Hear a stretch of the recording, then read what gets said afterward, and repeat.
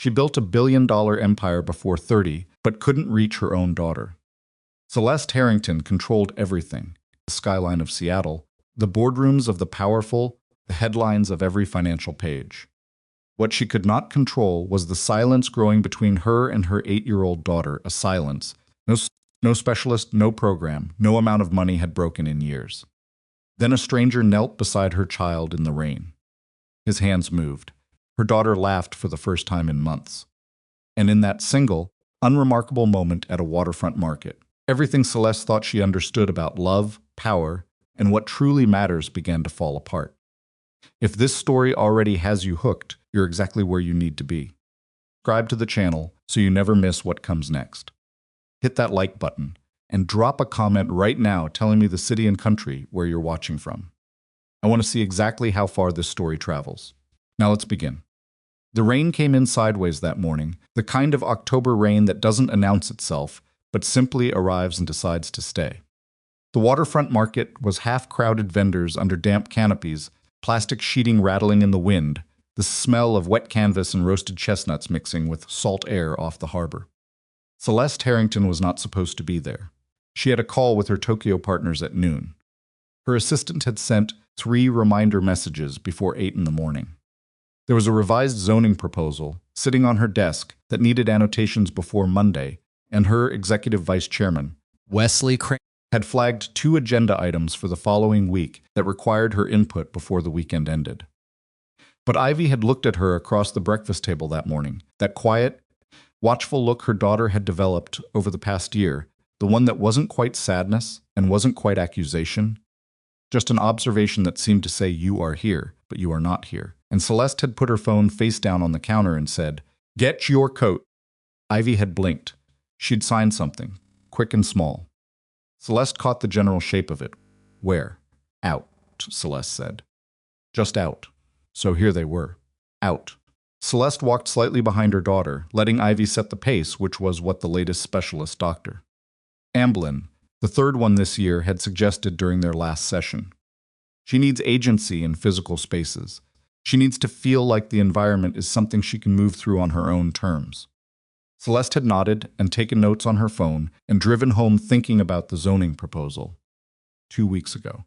She watched Ivy now, picking her way between vendor stalls with the particular careful attention of a child who notices things' textures, colors, the way light hit a jar of amber honey, the way an old man 3 stalls down was arranging dried flowers with the same serious focus Ivy herself brought to drawing.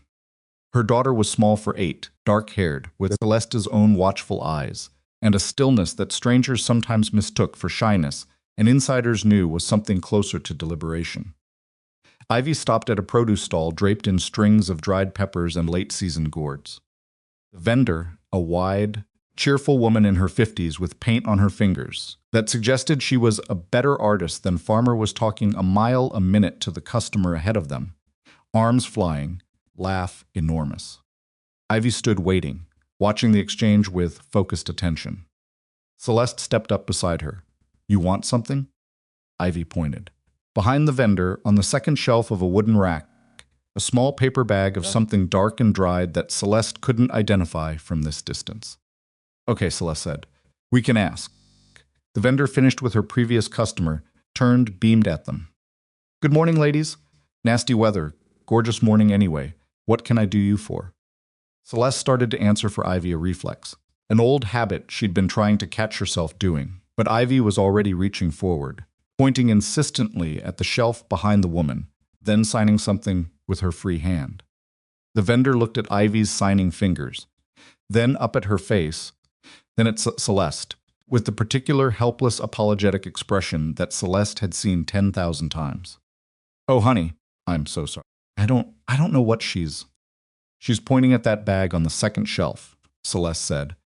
"The dark ones, the dried ones. Oh, the black figs." But Ivy wasn't done.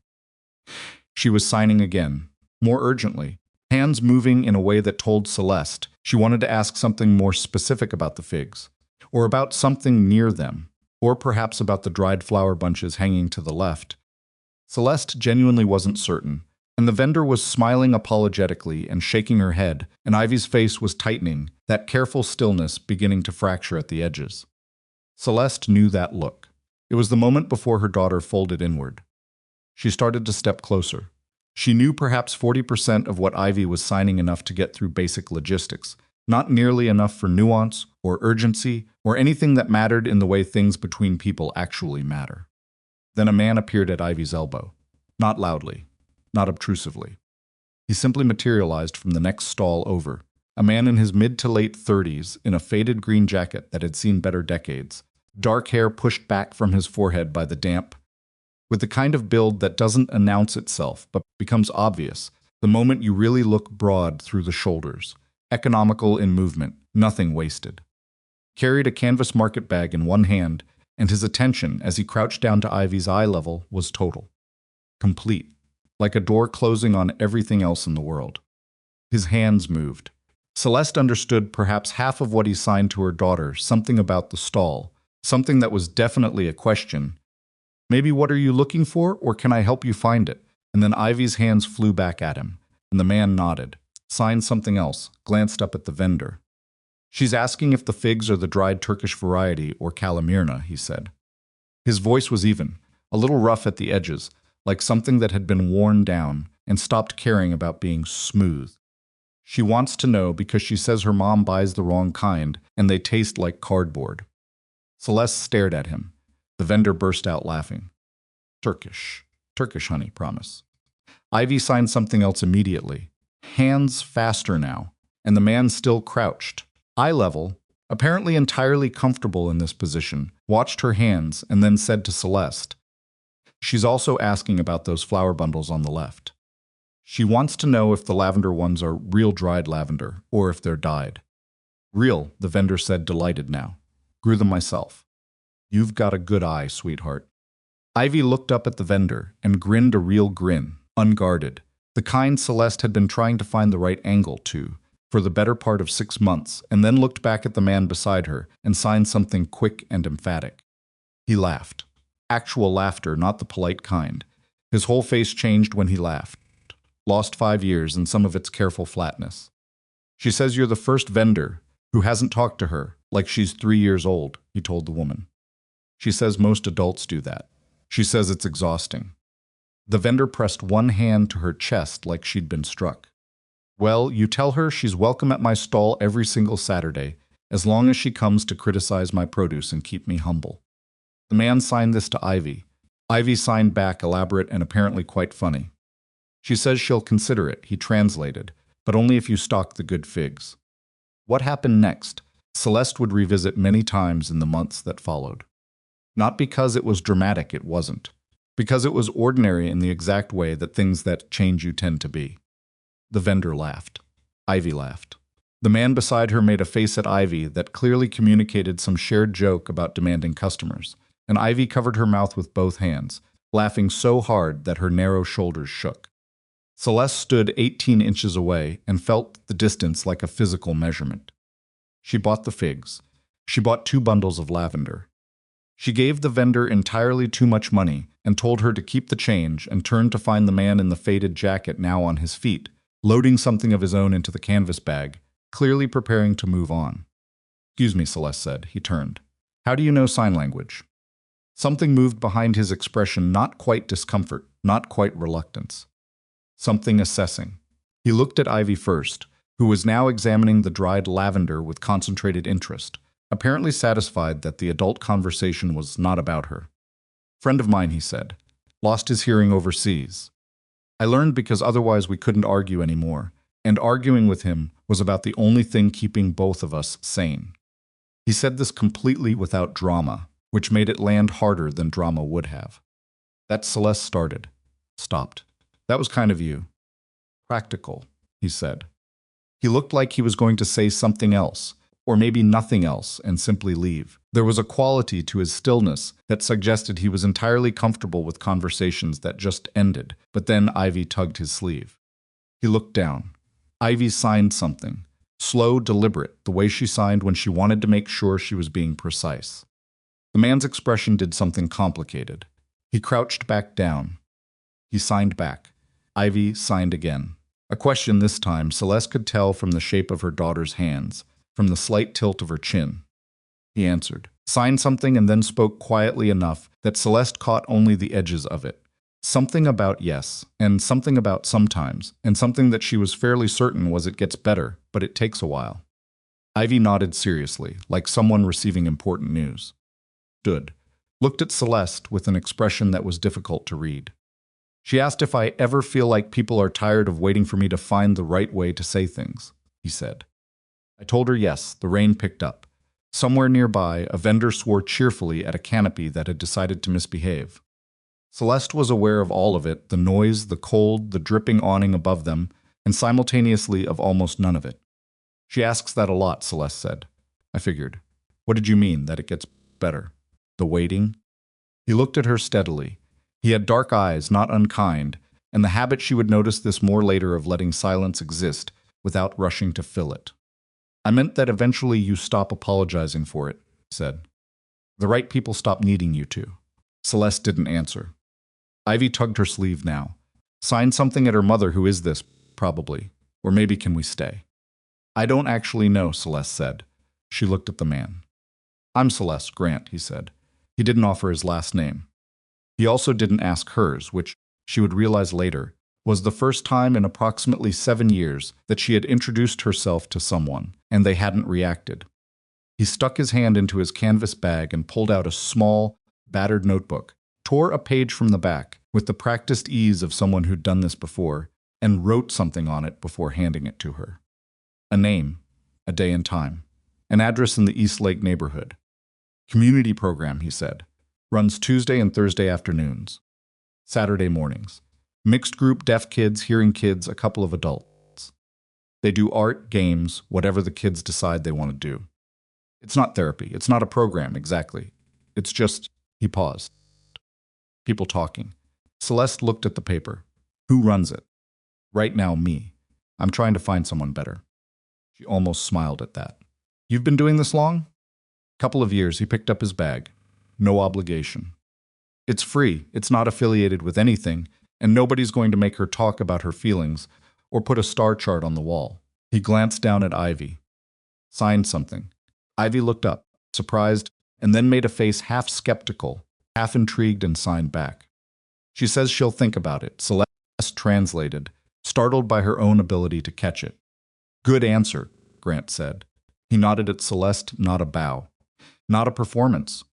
Just an acknowledgement, and walked back through the market crowd, faded jacket disappearing between stalls until the rain took him. Ivy watched him go. Then she looked at her mother and signed something Celeste understood completely, because it was one of the first things her daughter had ever signed to her with real urgency, years ago, when they were still finding their way to each other. Again, she wanted to see him again. Celeste folded the torn notebook page carefully and put it in her coat pocket. Around her, the market moved on. Someone was playing guitar near the far stalls, badly and enthusiastically, and the chestnut vendor was arguing with a small dog who had strong opinions about his inventory, and the rain fell on all of it without caring. She thought about the moment when Ivy had laughed. The way it had sounded, unguarded, surprised at itself. She tried to remember the last time she'd heard her daughter laugh like that. Not the polite, performed laugh Ivy sometimes produced when she sensed an adult needed reassurance. The real one. The one that came from somewhere that didn't have a strategy attached to it. Couldn't place it. It bothered her more than she wanted to admit, standing there in the rain with lavender and wrong variety figs in a paper bag, watching the empty space where a stranger in a worn jacket had been. Not the laughter itself, the fact that she couldn't remember. That evening, after Ivy was asleep, Celeste sat at the kitchen island with a glass of water she'd forgotten to drink and the torn notebook page on the counter in front of her. Her phone had 17 notifications. The Tokyo call had been rescheduled by her assistant without incident. Wesley had sent a follow-up message about Monday's agenda, friendly and thorough and somehow vaguely pressurized, the way his messages always were. She didn't open any of them. She thought instead about what the man had said. Not the part about the figs, not even the part about the community program. The right people stop needing you to apologize for it. She didn't know what it said about her that a sentence like that, from a stranger in a market, in the rain, was sitting in her chest with more weight than anything she'd read in the last 6 months. She thought about Ivy's face. That laugh. She thought about 18 inches. She picked up the piece of paper, read the address again, set it back down. She was going to go. She already knew she was going to go. She'd known it in the moment Grant had pressed the paper into her hand, not because she particularly trusted strangers, and not because she had any reason to believe a community program in Eastlake was going to accomplish something three specialists in a 40,000 communication curriculum hadn't. She was going to go because of the 18 inches. Because she was building an empire. Because she had more money than she could sensibly spend and access to resources most people couldn't imagine, and a daughter she couldn't reach across 18 inches of market stall, and somewhere in that gap was something she needed to understand. She owed Ivy that much. She owed herself that. The rain tapped against the kitchen windows. The phone went dark. Somewhere in the apartment, Celeste heard the small sounds of her daughter sleeping a shift, the soft exhale that meant Ivy had found a comfortable position and decided to stay there. Celeste sat with the paper. And out outside, the city moved on, indifferent and enormous, doing what cities do. The address on the torn notebook page turned out to be a converted warehouse, 2 blocks from the water. The kind of building that had been a fish processing plant or a machine shop or something equally unglamorous in a previous life and had since been repurposed without much effort to disguise its origins. The floor was poured concrete, scuffed and patched. The ceiling was high and industrial, with exposed ductwork painted over in cream that had yellowed with age. Someone had hung string lights along 2 of the walls, and along the 3rd wall ran a long folding table covered in art supplies, paper, paint, markers, rolls of colored tape, a basket of clay that had seen better days. Celeste stood in the doorway on Tuesday afternoon and thought, this is not what $40,000 looks like. Ivy walked past her without hesitating. There were 9 children inside, ranging from maybe 5 to about 12. Some were signing to each other. Some were talking. 2 were doing both simultaneously in the particular way of children who have grown up with more than one language and no longer think about the seams between them. A boy of about 7, with copper-colored hair and a gap where his 2 front teeth should have been, was attempting to build something ambitious out of clay and cardboard that appeared to be collapsing in real time, which he was addressing with the focused frustration of a junior engineer. Grant was crouched near the back table, helping a girl of about 6 line up pieces of colored tape on a large sheet of paper. He looked up when the door opened, saw Celeste, then looked at Ivy, and his expression shifted not into a smile, exactly, more into something that acknowledged a bet he'd made and quietly collected on. He said something to the girl, who nodded seriously and continued her tape project without him, and stood. You came, he said. You sound surprised. I'm not, actually. He looked at Ivy, who had already navigated toward the clay and cardboard disaster, and was crouching beside the copper-haired boy, examining the structural failure with apparent professional interest. She wasted no time. She never does, Celeste said. When she wants something. A beat of silence. Celeste watched her daughter reach forward without asking permission and reinforce one side of the collapsing structure with a piece of cardboard, then look at the boy for approval. The boy stared at the repair, signed something emphatic. Ivy signed back. The boy grinned his gap-toothed grin, and they returned to the project as if they had been collaborating for years. Toby, Grant said. Celeste looked at him. My son, he said. Flat, uncomplicated. He's 7. He's been coming here since I started running it. He mostly uses it as an excuse to make things that fall apart. Does he know sign language? Enough to get in trouble. I've been teaching him since he was 4. He paused. His mother was deaf. Celeste waited in case there was more. There wasn't. Grant's delivery had the quality of someone who had learned to share certain facts without making them into a story efficiently, without decoration, the way you'd report a measurement.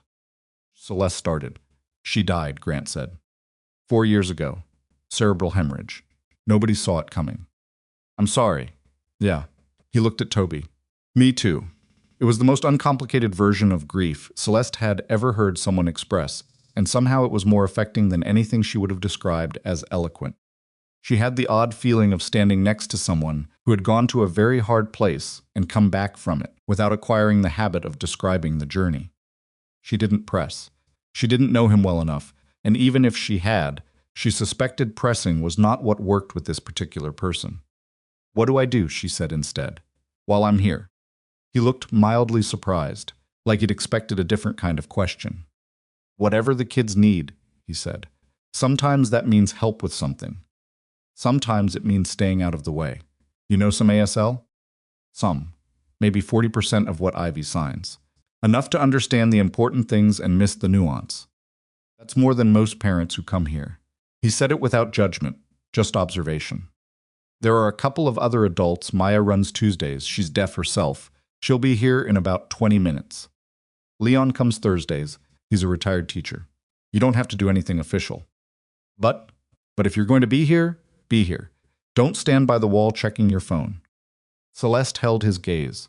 He didn't look away, and there was nothing aggressive in it. It was simply a statement of how things worked in this room, offered without apology. "Okay," she said. She put her phone in her pocket.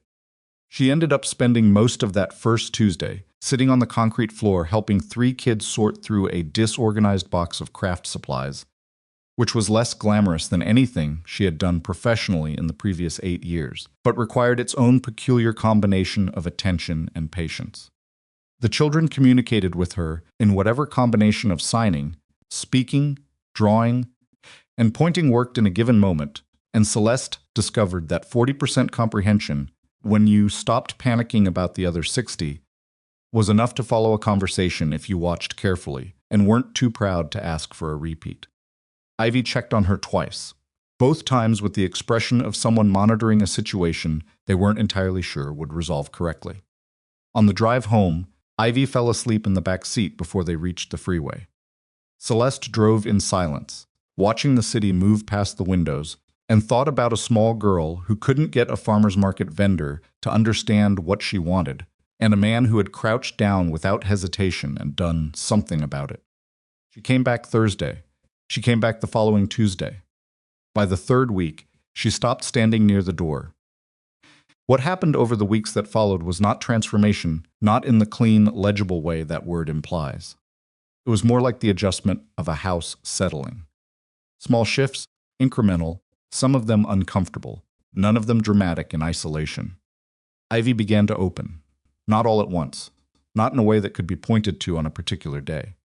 Quality of Ivy's presence in the room changed. She moved less carefully, occupied more space, laughed more often, and with less self-editing.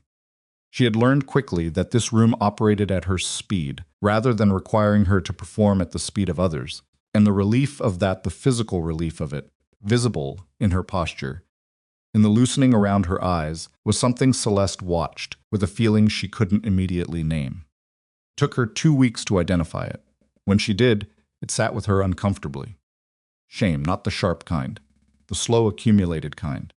The kind that builds up over years of believing you're solving a problem when you are, in fact, just managing it from a distance. She had been managing Ivy from a distance. Not through cruelty or negligence, she would have resisted both characterizations, and not without some justification. She had been present. She had paid for specialists. She had attended appointments and read literature and made accommodations. She had learned sign language, or the beginning of it, and practiced when she could. But there was a difference. She was beginning to understand, between accommodating your child's world and entering it. She had been accommodating. Grant told her this, though not in those words and not unkindly. It was a Thursday afternoon in November, raining again, rain being apparently Seattle's default setting, and the warehouse was warm and loud and smelled of paint thinner and the good kind of chaos. Kids were deep into some collective project that had started as a mural and evolved into an argument about whether fish could theoretically breathe backwards. A debate Celeste was following at perhaps 30% comprehension and finding genuinely entertaining. She was standing with Grant near the supply table, refilling the paint jars, which had become one of her informal jobs, and she had been talking about Ivy's last appointment with Dr. Amblin, the specialist, the 3rd one, the one with the $40,000 curriculum. He wants to try a new approach, she said, more structured. He thinks the issue is that Ivy doesn't have enough scaffolded communication practice in controlled environments. Grant was quiet for a moment. He picked up a jar of yellow paint and looked at it with the focused attention of a man who was not actually thinking about yellow paint. "What does Ivy think?" he said. Celeste opened her mouth to answer and then stopped. Because she realized, with a clarity that was not comfortable, that she didn't know. She hadn't asked. She had come home from the appointment with the new approach and filed it under things to implement and moved on to the next problem on the list. Grant didn't press the silence. He never did. He set the yellow paint down and picked up blue. "She knows what she needs," he said eventually. Not always in words she can explain. But she knows. Kids like Ivy kids who've had to find different ways to say everything they develop a very good sense of when a solution is actually about them and when it's about someone else's comfort. "That's not what I'm." Celeste started. "I know it's not." He looked at her. Straight at her, no particular softness to it, but no hardness either. "I'm not saying it to criticize you. I'm saying it because I did the same thing with Toby for about 2 years after his mother died, and it took somebody hitting me over the head with it before I heard it." He paused. Metaphorically. Celeste thought about this. "What were you doing?" "Fixing things," he said. "Problem solving. Researching grief therapies. Making sure he had the right outlets and the right support structure and the right schedule." He set the blue paint down. "I was running grief recovery like a logistics operation. It was efficient as hell. And Toby didn't need logistics. He needed me to sit on the floor with him sometimes and just be in the same place. Without an agenda, without it going anywhere." He half shrugged, something self-deprecating in it. "I was better at controlling problems than sitting with them." Celeste was quiet. "You're pretty good at controlling problems," he said. "Not a question. It's what I do," she said. "I know." She looked across the room at Ivy, who was in conversation with a 9-year-old named Priya hearing, chatty, apparently fascinated by everything, and they were deep in something that involved Ivy's sketchbook and a great deal of animated mutual signing. Priya picking up the signs Ivy taught her with the delighted ease of a child who doesn't know yet that learning is supposed to be effortful. Ivy looked up and caught Celeste watching. She signed something. Quick, a little sly. Celeste caught most of it. "Stop staring, Mom." She looked back at Grant. "She told me to stop staring." For the first time in her experience of him, Grant's face moved into something close to a full smile. Changed his face considerably. "Sounds like she's doing fine," he said. She thought about that exchange on the drive home. She thought about it in the shower that evening, and during the 45 minutes between midnight and 1:15, when she woke and lay in the dark in her brain, which had been trained over a decade to use quiet time productively, turned the conversation over and over. She knows when a solution is actually about them and when it's about someone else's comfort. She did not call Dr. Amblin the next morning, but she sat down at the kitchen table before Ivy was awake and opened the ASL workbook she'd bought 8 months ago and used perhaps 4 times, and she studied for an hour. Not for Ivy, for herself. To close the gap, the weeks continued. November dissolved into December, which in Seattle meant not much visual change from October, except slightly shorter days, and the market vendors beginning to peddle things wrapped in ribbon. Ivy's Thursday afternoon transformation, because that was how Celeste had come to think of it, even as she recognized the inadequacy of that word, continued in small, irreversible increments. She made real friends in the group. Not the performed friendship of a child who has been coached in social skills, but the scrappy, specific, argument-containing friendship of children who have actually chosen each other. Priya, who was becoming bilingual in English and ASL at a pace that embarrassed most adults. A 10-year-old deaf boy named Marcus, who communicated in blunt, comprehensive sentences and had taken a mentorship posture toward the younger kids that he clearly hadn't been asked to assume. And Toby, gap-toothed, relentlessly constructive Toby, who had decided at some point in early November that Ivy was his best creative collaborator and had been dragging her into increasingly ambitious engineering projects ever since. She also began helping the younger children. This was the thing that stopped Celeste cold on a Thursday afternoon in the second week of December, when she looked up from the supply table and saw Ivy sitting cross-legged on the floor with a 5-year-old boy who was new, just arrived, and clearly in the particular paralysis of a child who doesn't know how this room works yet. And Ivy was signing to him slowly, with the same deliberate patience that Grant used, showing him each sign and then waiting, giving him time, not moving on until he responded. She was teaching him, this child she had never met, without being asked. Celeste stood very still, with a jar of blue paint in each hand, and felt something crack open in her chest, not painfully, but in the way of a window being opened that has been shut for too long. She told Grant about it on the way out. She hadn't planned to. She was pulling on her coat near the door, and he was doing the same, and she just said it. I watched Ivy teach the new boy today. Grant paused with his jacket half zipped. She didn't wait for someone to tell her to, Celeste said. She just saw that he was lost and went and sat down with him. I know, Grant said. I watched it too. She didn't get that from me, Celeste said. She hadn't planned to say that either.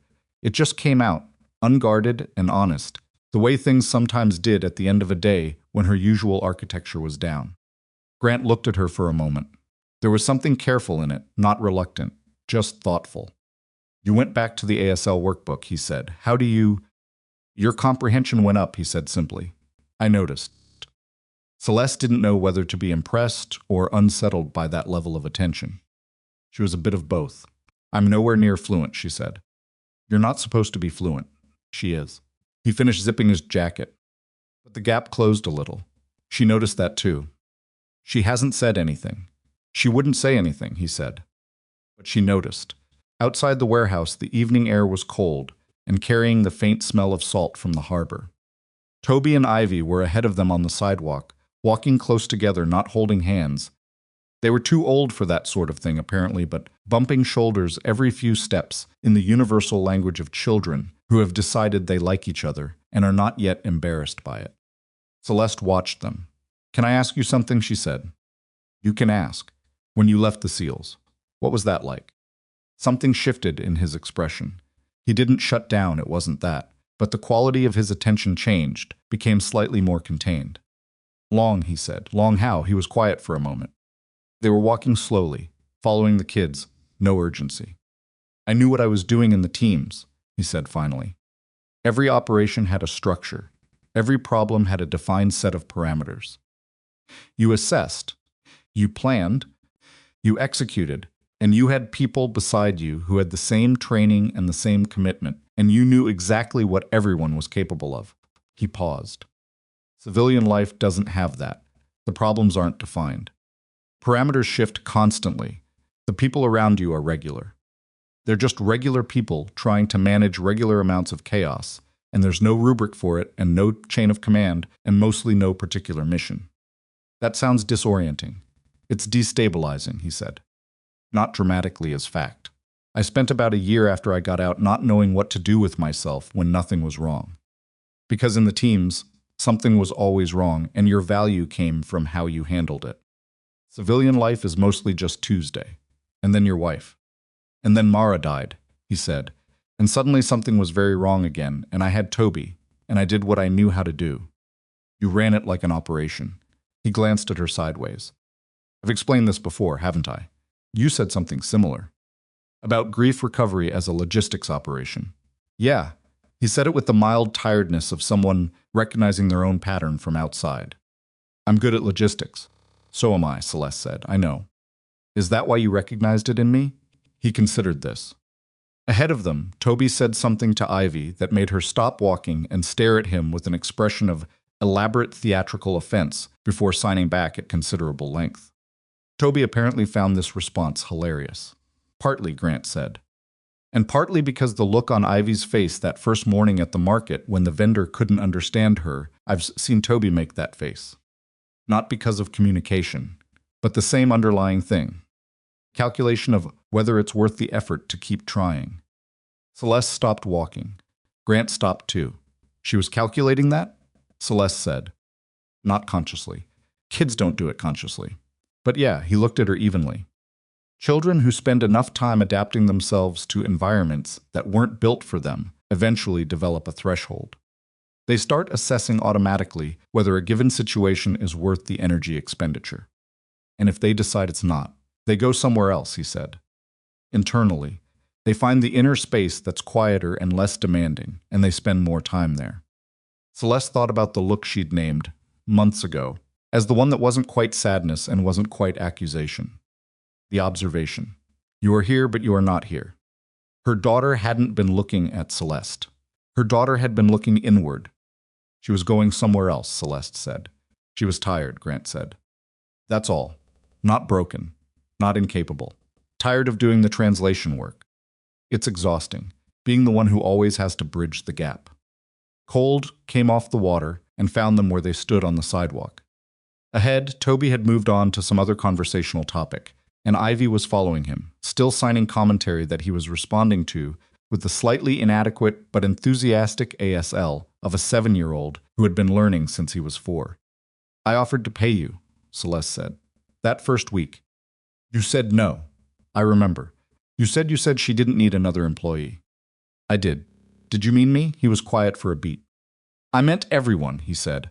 I meant the program should stay something people come to because they want to.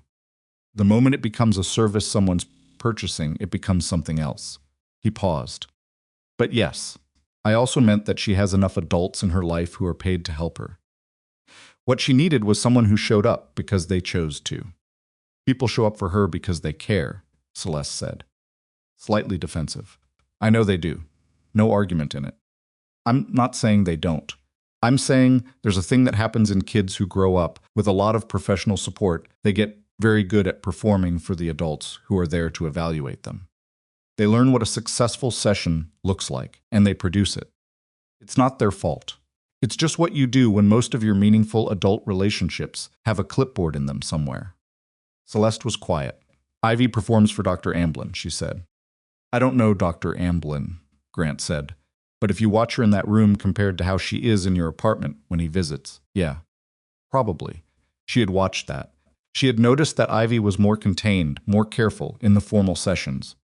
She had attributed it to the same quality she herself brought to formal settings professionalism. Composure, and had considered it, if anything, a strength. She had not considered that it might be a performance. That Ivy might be, in those sessions, holding back the actual self. She looked at her hands. I've been doing this wrong, she said. Not a question. You've been doing it the only way you knew how to do it, Grant said. There was no comfort-giving in his voice, but also no cruelty. Just the particular steadiness of someone who had been in the same place and found a way through. That's not the same as wrong. It feels like the same. I know. It felt that way to me too. He started walking again slowly, following the kids. The good news is that she's 8. You have time. Celeste fell into step beside him. When did Toby start actually talking to you? She said. Not performing. Actually talking. Grant thought about it. About 8 months after I stopped managing the situation and started just being in the same room as the problem without trying to fix it. He glanced at her. It's a harder skill than it sounds. You don't seem like someone who's comfortable doing nothing. I'm not. Sitting with something unresolved is physically difficult for me. Still, he said this without self-pity. I've gotten better at it because Toby needed me to, and I didn't have the option of not getting better at it. How do you learn that? How do you actually practice it? He was quiet for a moment. They reached the kids who had stopped at the corner and were apparently engaged in some navigational disagreement about which direction home was for each of them. You stop rescuing the moment from being difficult, Grant said. You just let it be hard, and you stay anyway. He crouched down to Toby's eye level, settled the navigation debate in about 12 seconds with a quiet word and a hand gesture, and stood. He looked at Celeste. See you Thursday, he said. He and Toby walked one direction. Celeste and Ivy walked the other. Ivy reached up and took her mother's hand, not asking for anything, not performing connection for an audience, just her warm, small hand in Celeste's, because she felt like it. Celeste held on.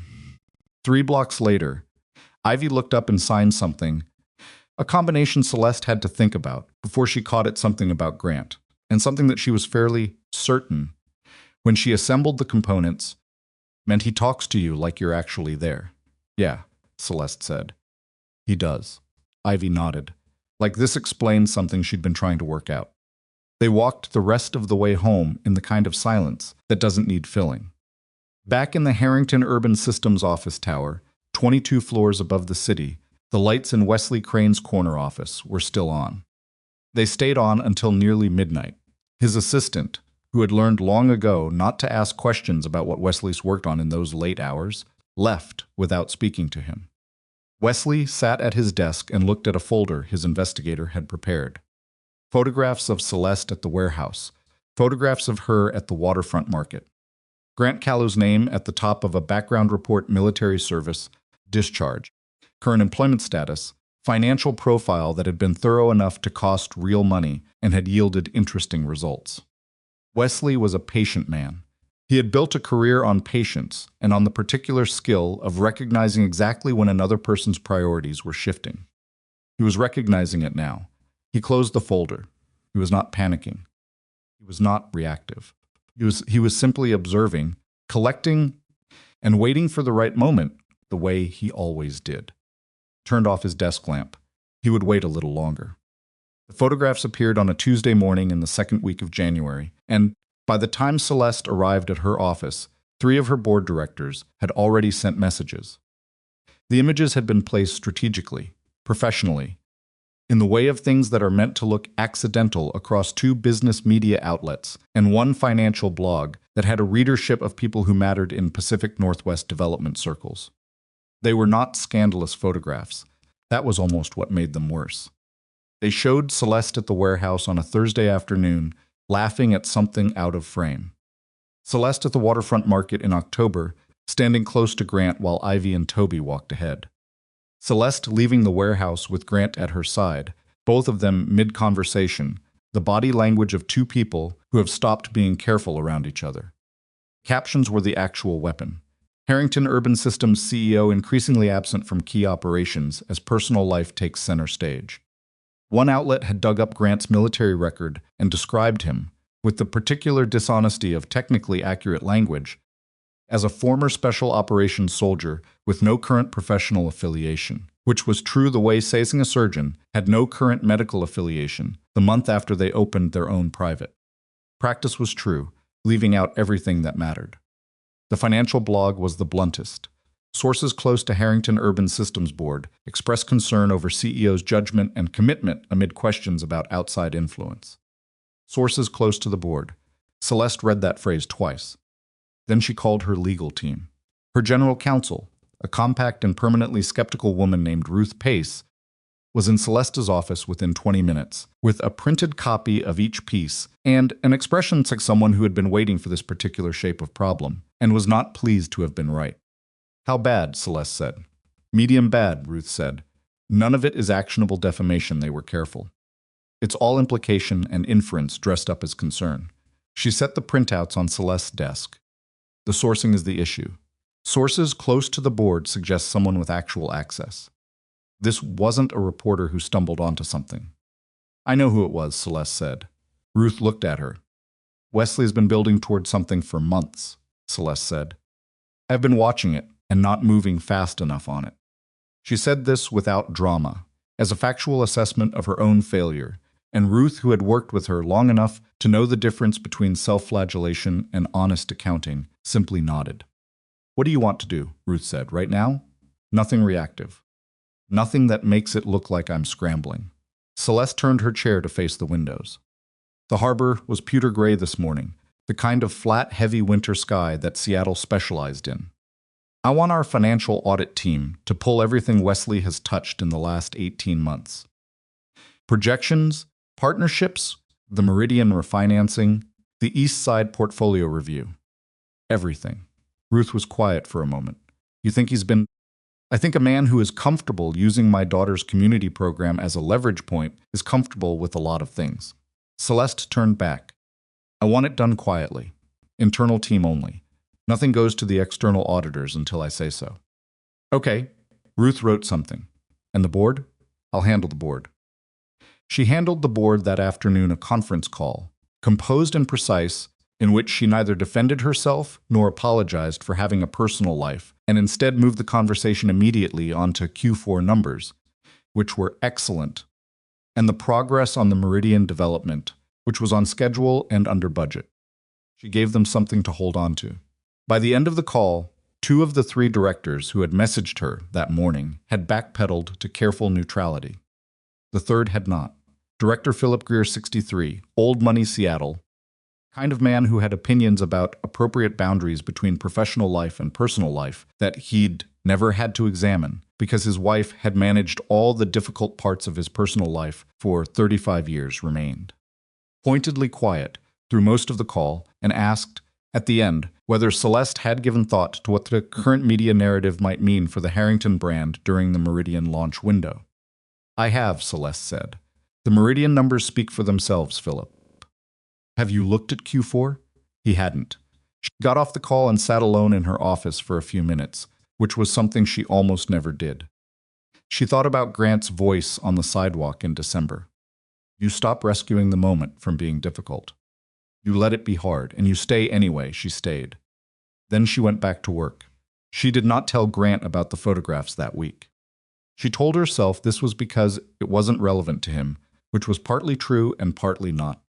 The fuller truth was that the warehouse had become one of the only places where she was not Celeste Harrington, the CEO, and she was not ready to watch that change. She should have known Grant would notice something was wrong anyway.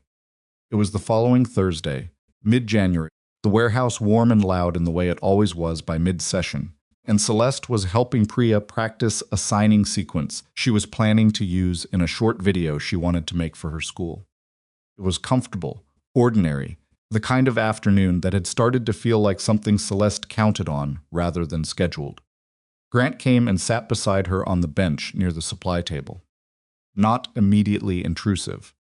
He handed her a coffee he'd apparently made in the Backbad Coffee, the kind that came from a machine that had been old when the building was converted, the kind she drank without complaint because the alternative was nothing. Something's been going on with you, he said. Not a question. I'm fine. I know you're fine. I'm asking about the thing that's going on. She looked at him. You came in 20 minutes later than usual, he said.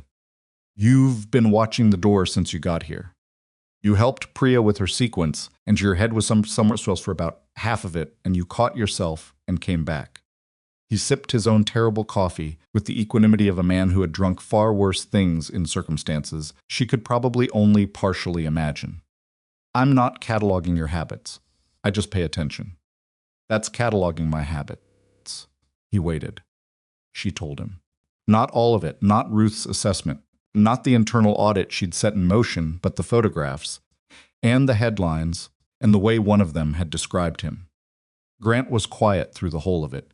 His expression didn't shift into outrage or injury, which she'd been bracing for, without quite acknowledging that she was. When she finished, he was quiet for another moment. Are you in trouble? He said. Not yet. Working on making sure it stays that way. Is there anything you need from me? No, she paused. I wanted you to hear it from me rather than find it yourself. He nodded. Something in him settled slightly, not relief. She didn't think, but the particular quality of someone who has been offered honesty and received it. The thing about the outside influence, he said. Don't. I'm not bothered by it, he said, evenly. People have said worse things about me with better information. I just want to know if it's going to cause Ivy any problems. She hadn't thought about that angle and felt a spike of something cold at the base of her spine. I'll make sure it doesn't. Okay, you're not angry. No. He looked at her steadily. I'm not nothing. But I'm not angry. He looked across the room to where Toby and Marcus had constructed something that appeared to be a trebuchet, which was concerning on multiple levels. Someone's trying to use you against yourself. That's not about me. Partly about you. It's about the version of you they're afraid of, he said. The one that's been harder to predict lately. She looked at him. You changed, he said. It was not a compliment or a criticism. Just information. I watched it happen.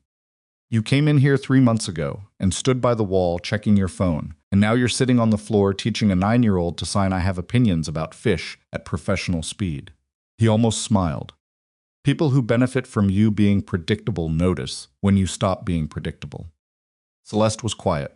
Wesley Crane, she said. He's been my executive vice chairman for 6 years.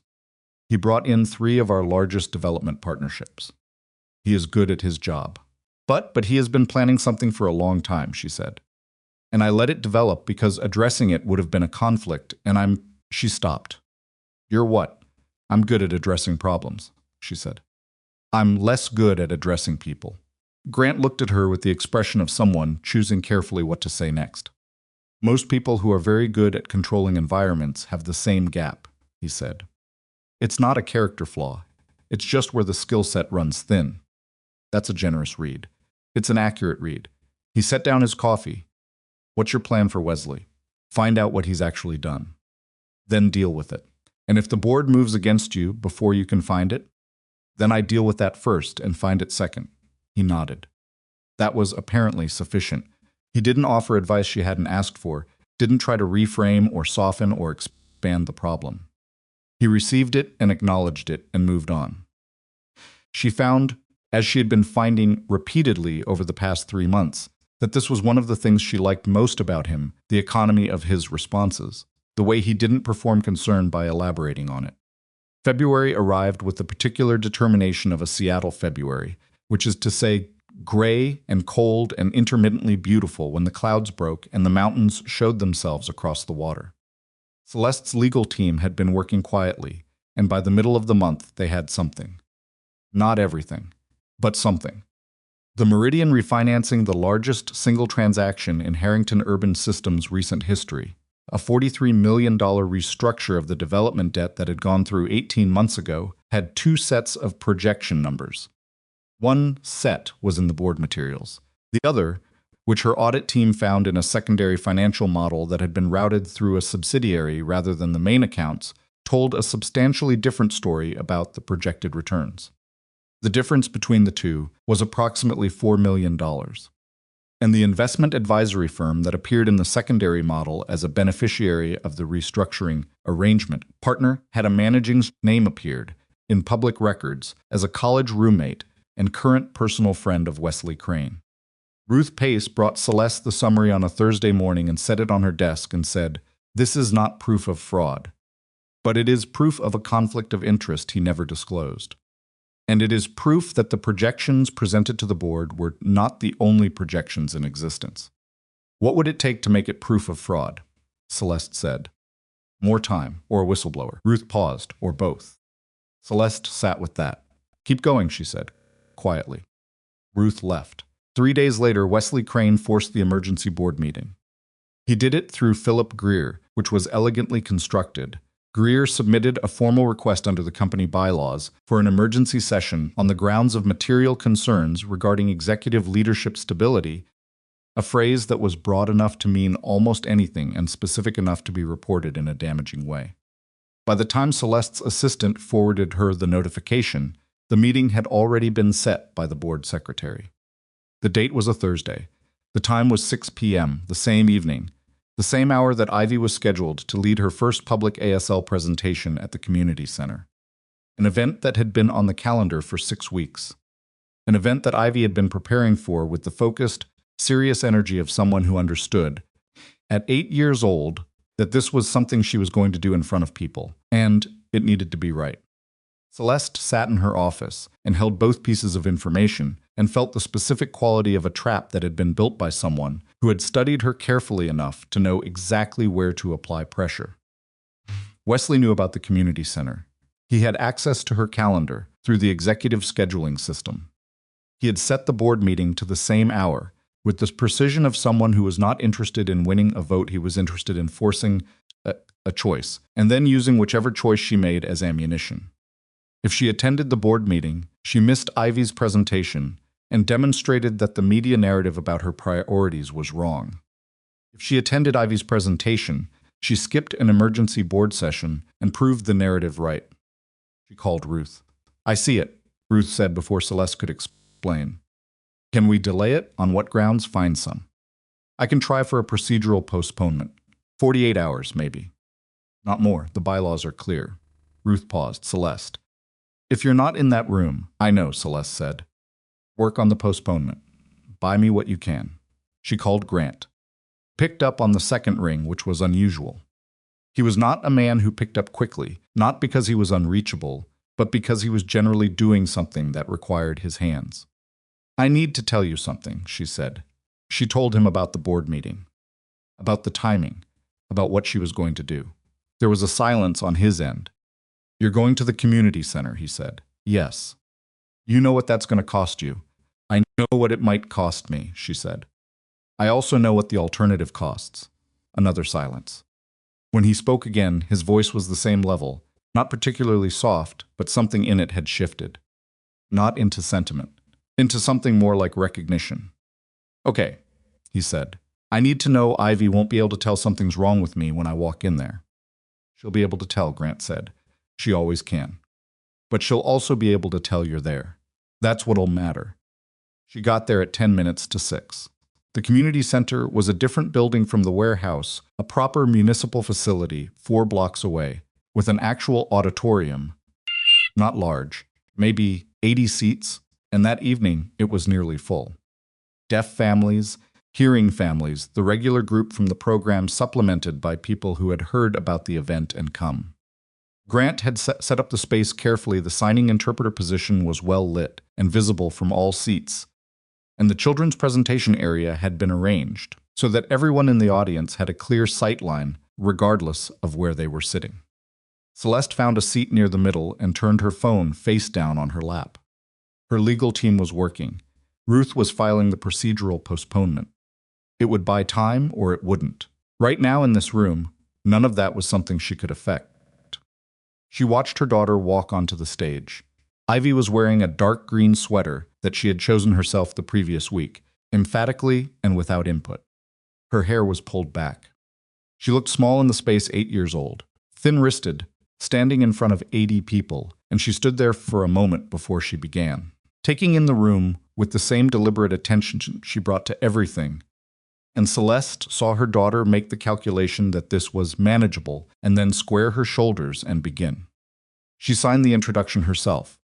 Then Priya, standing beside her with the easy confidence of a child who had never questioned whether she belonged on a stage, translated into spoken English for the hearing members of the audience, and then reversed it, speaking something in English and stepping back while Ivy signed the equivalent for the deaf audience members. It was not flawless. Ivy lost her place twice and had to restart a sequence. The second time, she paused, and Celeste held her breath. And Ivy looked out at the audience with an expression that said very clearly that she knew she'd lost her place and was not going to pretend otherwise, and then she found it again and continued. The audience didn't move. 80 people, some of whom communicated with their hands every day, and some of whom had never seen ASL before in their lives. And the room was the particular quality of quiet that only exists when a large group of people are all paying attention to the same thing at the same time. Celeste's phone buzzed on her lap, then again, then 3 times in rapid succession. She looked at it. The first message was from Ruth, postponement denied. Session started without you. Wesley is presenting. The second was from her assistant. 3 directors have voted. Results pending. The third was from a board member. She trusted one of the 2 who had retreated to neutrality after the January call, and it said only, "Where are you? You need to be here." She looked up. Grant was standing against the wall 8 feet away. He had been there the whole time. She realized positioned where he could see both the stage and the door, the old operational habit of someone who assesses a room by its exits. He was watching her now, not the stage. He had seen her look at the phone. His expression said nothing, but his eyes were asking something. She turned the phone face down again. On stage, Ivy was signing something that made the deaf side of the audience laugh quietly, a comfortable laugh, the laughter of recognition, and Priya translated it for the rest. Something about how the hardest part of learning to communicate in 2 languages was that now she could hear 2 arguments at the same time and understand both of them. The audience laughed again, louder this time. Celeste's eyes were burning. She was not going to deal with that, so she didn't. When Ivy finished, when she signed the closing sequence and held the last position for a beat, and then let her hands fall and looked at the audience with the expression of someone who has just done a hard thing and is still not entirely sure how it went, the room did not pause. It responded immediately, the hearing members clapping and the deaf members raising their hands and fluttering in the particular sign of applause that requires no sound. And the effect of the 2 forms of appreciation filling the room at once was something that Celeste, who had attended presentations in conference rooms and auditoriums for 12 years, had never seen before. It looked like the room was alive.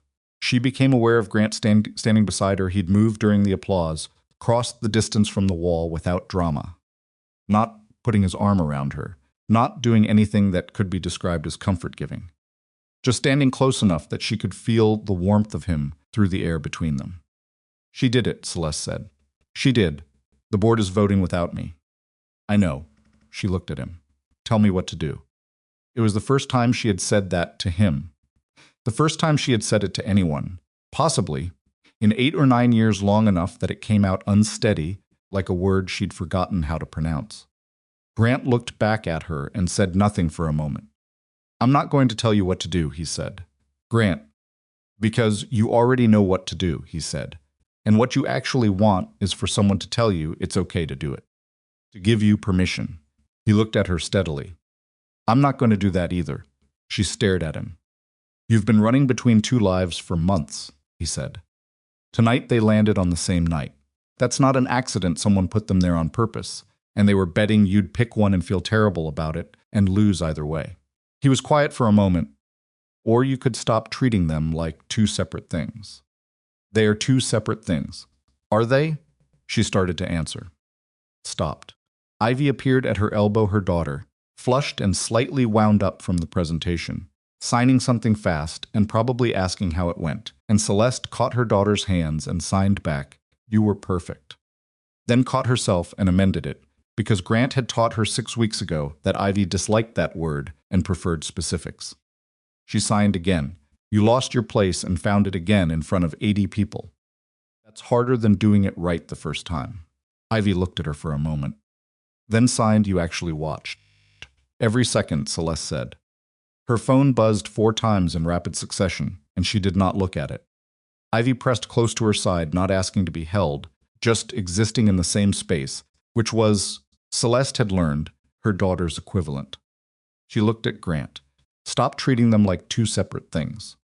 She thought about what that would look like, not as an abstract concept as a boardroom reality, as a presentation, as something she could walk into a room and put in front of 12 directors at 7:30 tomorrow morning and make them understand was not a liability, but a direction.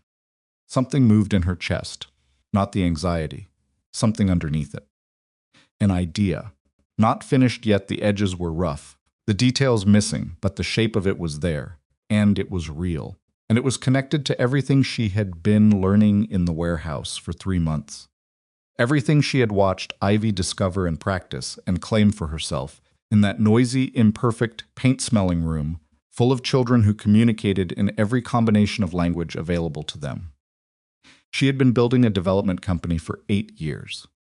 She had spent 3 months watching the future of how people would need to communicate and move through spaces, and she had been taking notes. And she had not understood that she was taking notes, but she had been. I need to make a call, she said. Now? In a minute. She looked at Ivy. Signed, Are you hungry? Ivy signed back, elaborate and detailed, a description of her hunger that involved comparisons in some dramatic physical theater. Celeste laughed, a real one. Grant watched this with the expression he had when he was logging something, not calculating, just recording. You're going back to the board, he said. Tomorrow morning. Yes.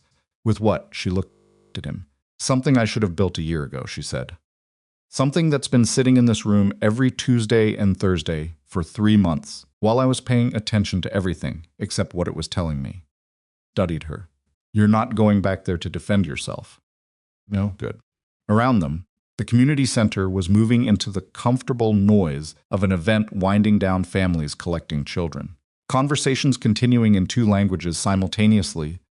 Someone near the door attempting to fold a presentation banner that had strong opinions about being folded.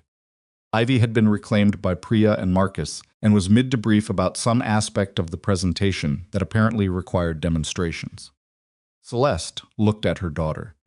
Then she looked at the room, at the easy, unremarkable fact of all these people communicating in whatever language worked, finding each other across the gaps, making it work without drama or performance, because that was simply what happened when you built the space right from the beginning. She thought about every building her company had ever put up. Every lobby, every common area, every public space built for a default population, a default set of abilities, a default way of moving through the world. She thought about what it would mean to start from a different default. Picked up her phone. She called Ruth Pace. The vote, she said. Not final yet, Ruth said. Wesley is presenting his case. You have maybe 90 minutes before it's done. A pause. Celeste, if you get here now. I'm not coming tonight, Celeste said. I need you to call the 3 directors I know are still undecided and tell them I will be in front of the full board at 7:30 tomorrow morning.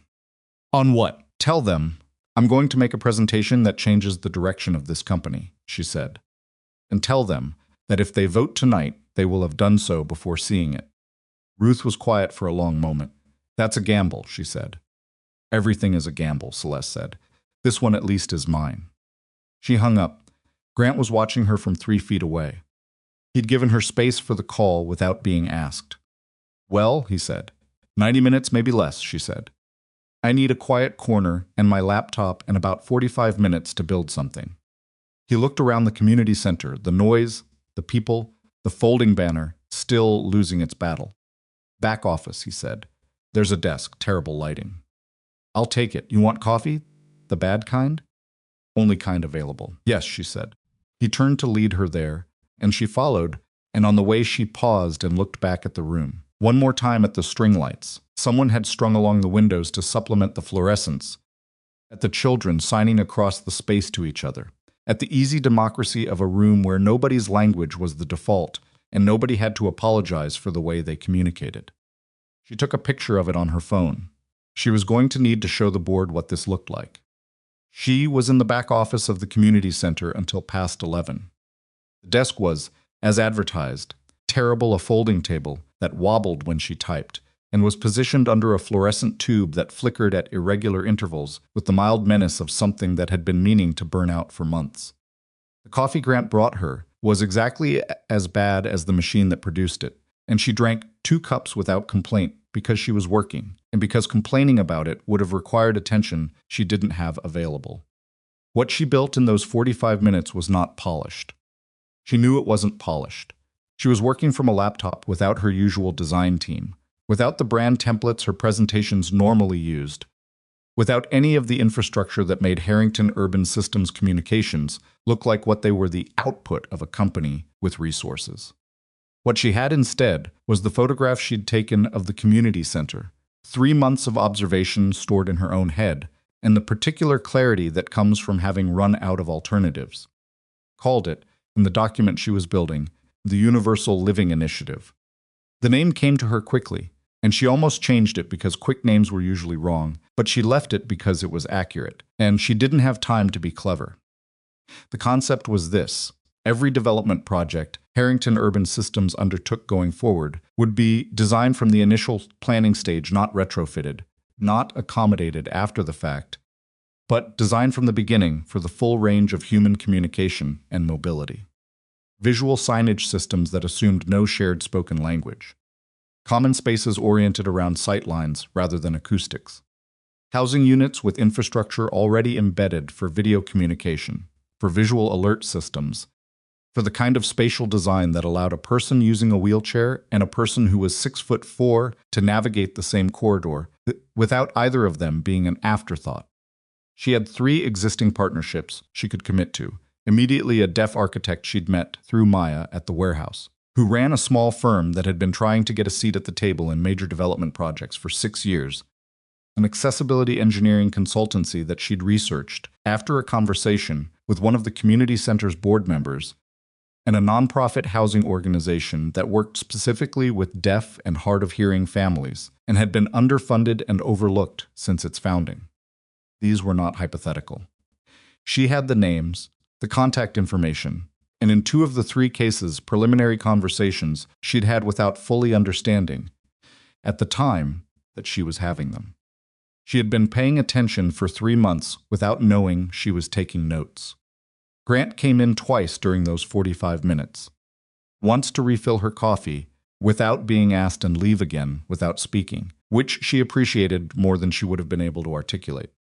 The second time to lean in the doorway and look at her screen. "How's it going?" he said. "I don't know yet," she said. "I'll know when I'm standing in front of them whether it's enough." "What's the weakest part?" She looked up at him. He was asking seriously, not reassuring her, not diminishing the question, actually asking. "The financial projection," she said. "I have the concept and the partnerships, But I'm building the numbers tonight without my full team, and they're directional, not precise. Any director who wants to pick them apart will find openings. What do you do about that? I lead with the concept first, she said. I make the case for the direction before I get to the numbers. If they're in on the direction, they're more willing to work on the numbers with me rather than against me. She paused. That's the theory. Has it worked before? Yes. Then do it that way. He left again. She heard him in the main room, heard the sounds of the space being closed down for the night chairs being stacked, lights being switched off in sections, the last few people collecting their things and saying their goodbyes in the mixed language of the group. Some spoke, some signed, some both. She finished the document at 11:17. She sent it to Ruth with a message that said, 7:30. Make sure the room has a projector. Then she sent a second message to the board member who had texted her during the presentation, the one she trusted, and wrote, Don't vote tonight. Give me the morning. You'll understand why. She closed her laptop and sat for a moment in the flickering light. The fluorescent tube chose that moment to finally burn out. She sat in the dark for a few seconds. Then she found her phone and used the screen for light and walked back into the main room, which was mostly closed down now, and found Grant near the door with his jacket on.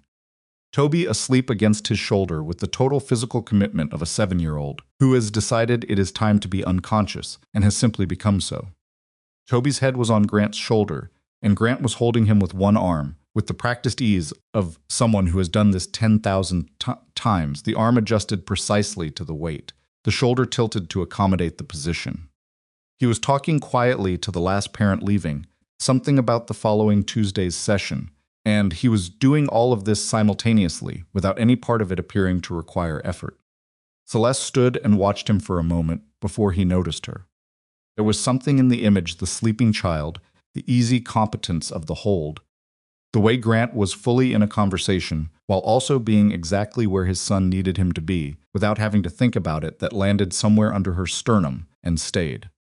She had spent so much time watching what Grant did with other people's children, with Ivy, with the kids in the program, that she had not quite let herself look at what he was like as a father in the unguarded moments. He was not performing. That was the thing. He was not performing patience or performing presence.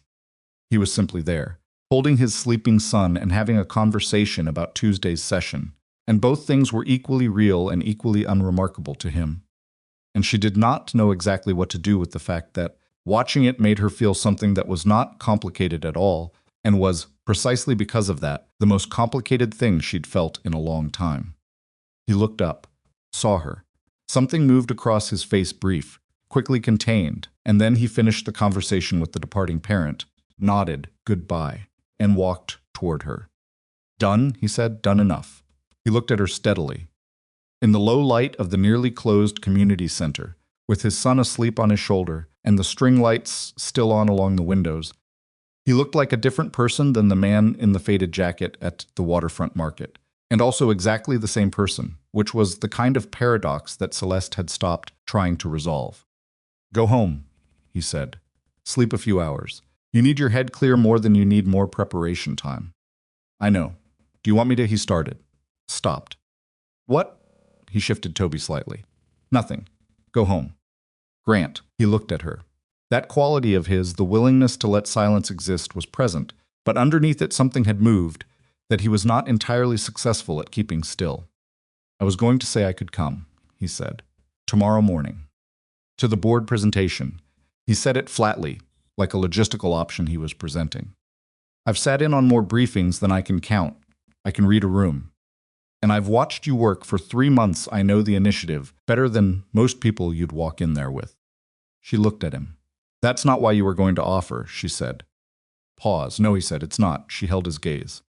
He didn't look away, but there was something in the set of his jaw, a resistance that wasn't about her. She'd learned to read that distinction that told her the offer had cost him something to make. You don't have to, she said. I know I don't have to. Then why? Because you've been in my corner for 3 months, he said, and I'm not good at letting that be one-directional. He said it with the slight roughness of someone delivering a truth that feels dangerously close to something larger, and stopping before reaching it. Celeste was quiet for a moment. Come to the presentation, she said. 7:15. The main lobby of the Harrington Tower. He nodded. One nod. Done. She drove home through the empty late-night streets of Seattle, Ivy asleep in the back seat, and did not think about the board meeting, and did think about it, and did not think about Grant, and did think about him. And somewhere on the freeway she made peace with the fact that these two things were currently taking up equal real estate in her head, and neither of them was going anywhere. She slept 4 hours. It was enough. She was in the lobby of the Harrington Tower at 7 a.m. Her assistant was already there with printed copies of the presentation. The projector confirmed. Coffee that was substantially better than what the community center machine produced. Ruth arrived at 7:10 with the expression of someone who had also slept 4 hours and had opinions about it. How many directors? Celeste said. 9 confirmed for 7:30. Philip Greer is not among them. Ruth set her bag down. He voted last night. Abstained. Actually, which means he's not in your corner, but he's also not willing to commit to Wesley's version. And Wesley? He'll be there. Ruth looked at her. He doesn't know what you're presenting. He thinks this is his defense. Good. Grant arrived at 7:13 in a jacket that was not the faded green one, darker, structured, the kind of thing that suggested he'd thought about what he was walking into. He looked, to anyone who didn't know him, like a consultant or a senior advisor, which was, Celeste realized, probably the point. He looked at the building 40 stories of glass and steel above the harbor, and then at Celeste. Nice place, he said. Thank you, I built it. I know you did. He looked at her. How are you? Ask me in 90 minutes. Fair. Ruth shook his hand with the focused attention of someone performing a rapid and thorough assessment. Whatever she concluded remained on her side of the table. At 7:30, Celeste walked into the boardroom. She had been in this room hundreds of times. She had run this room, chaired sessions, managed conflicts, navigated the particular social physics of 12 people with competing interests and comparable egos for 8 years. She knew where the light was flattering and where it wasn't, knew which director needed to be addressed directly to feel heard and which one would dig in if you looked at them too long.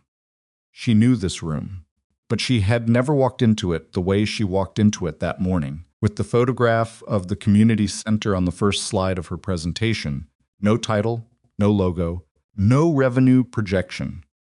Just the image of 80 people in a room communicating in 2 languages simultaneously, and none of them appearing to find it remarkable. She let them look at it for a beat. Then she began. She did not defend herself. She did not address the media coverage or the emergency session or Wesley's maneuver with the board vote. She did not apologize for missing the previous evening. She looked at the 9 directors in front of her and told them about a waterfront market in October and a child who had been trying to communicate with a vendor who couldn't understand her. And then she told them what that moment had shown her about every building her company had ever constructed. She was aware of Wesley at the far end of the table. He had arrived prepared for a different meeting and was recalibrating, which she could see in the shift of his posture, not panic. He was too experienced for panic, but the particular recalculation of someone whose plan has encountered unexpected terrain. She talked for 22 minutes. She showed them the photograph of the community center.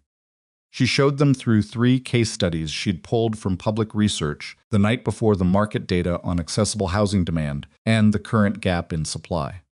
She introduced the 3 partnerships she'd already secured, with letters of intent she'd emailed at midnight and received back by 6 a.m. from partners who had been waiting for this kind of call for years. Then she showed them the Meridian numbers, not the board numbers. The other ones. The ones from the secondary financial model that her audit team had found. She didn't frame it as accusation.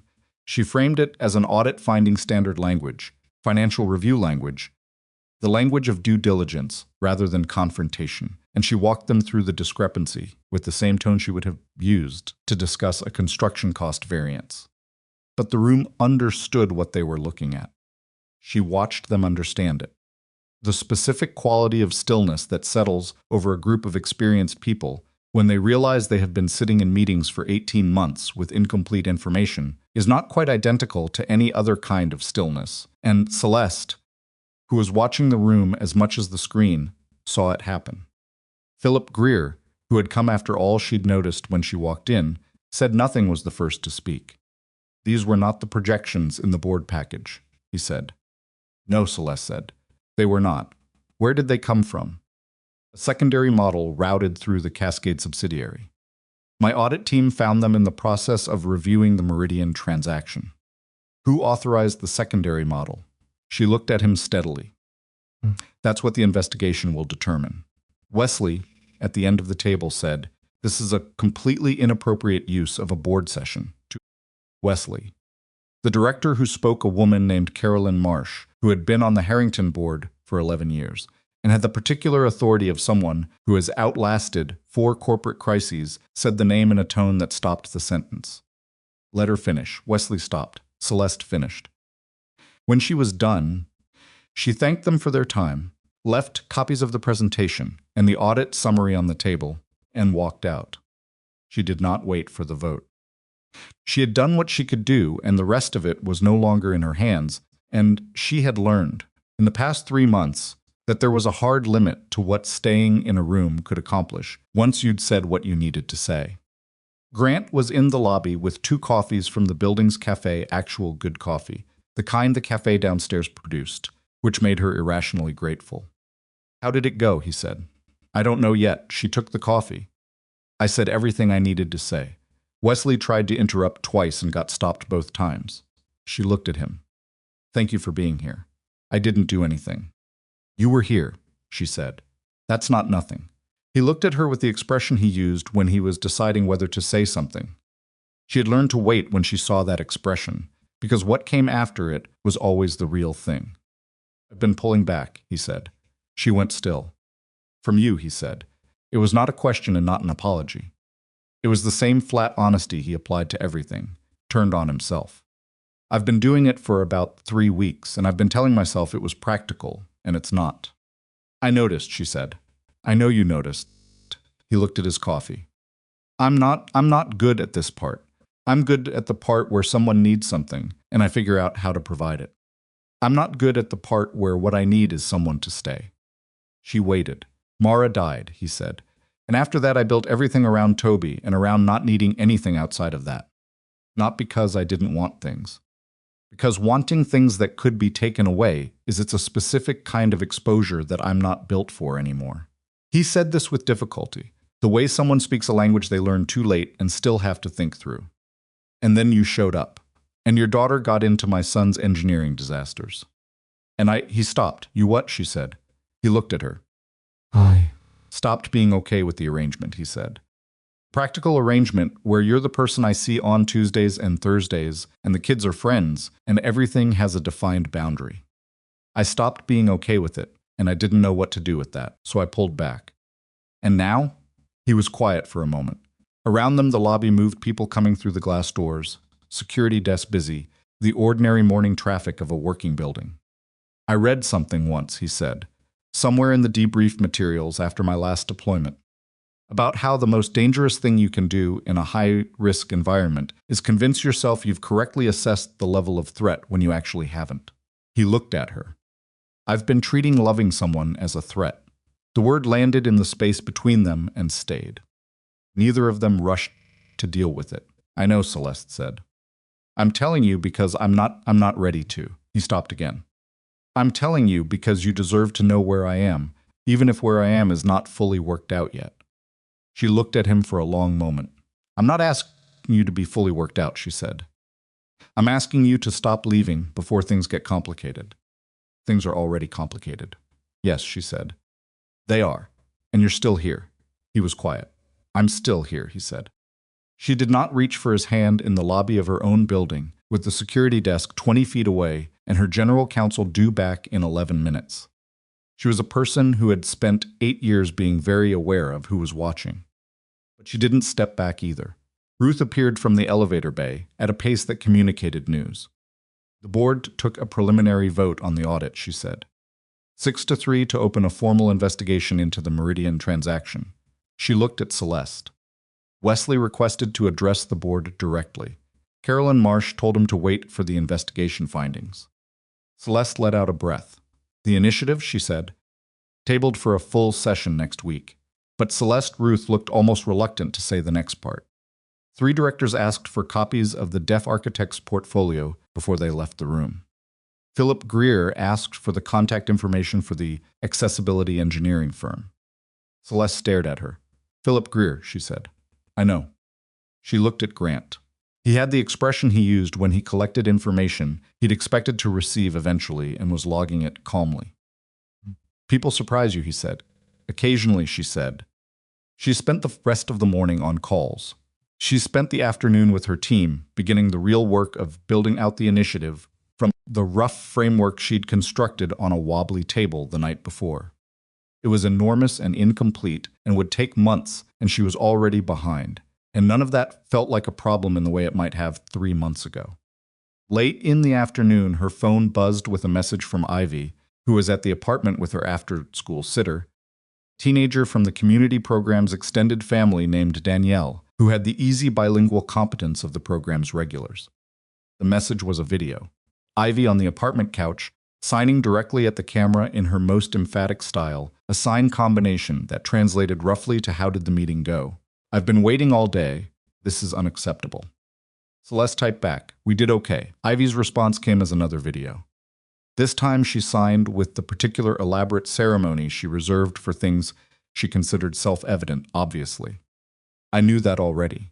Celeste sat back in her office chair and laughed.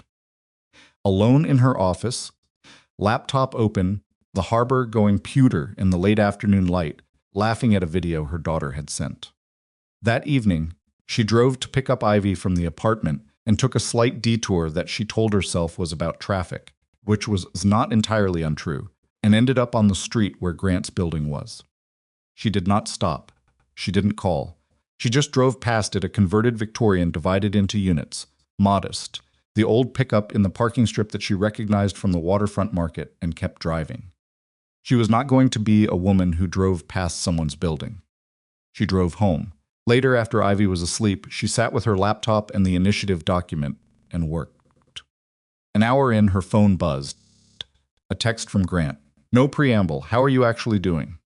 Not a question mark. He never used question marks in text, she had noticed, as if the inflection were implied and the punctuation redundant. She considered the question for a moment. Tired, she typed. Okay, better than this morning. A pause. Then Toby wants to know if Ivy is free Saturday. He has a new structural concept. He needs a collaborator. She smiled. What kind of structural concept? He described it for 15 minutes, and I still don't fully understand it. Something involving ramps and counterweights. Ivy will have opinions. I'm counting on it. She put the phone down and went back to her document.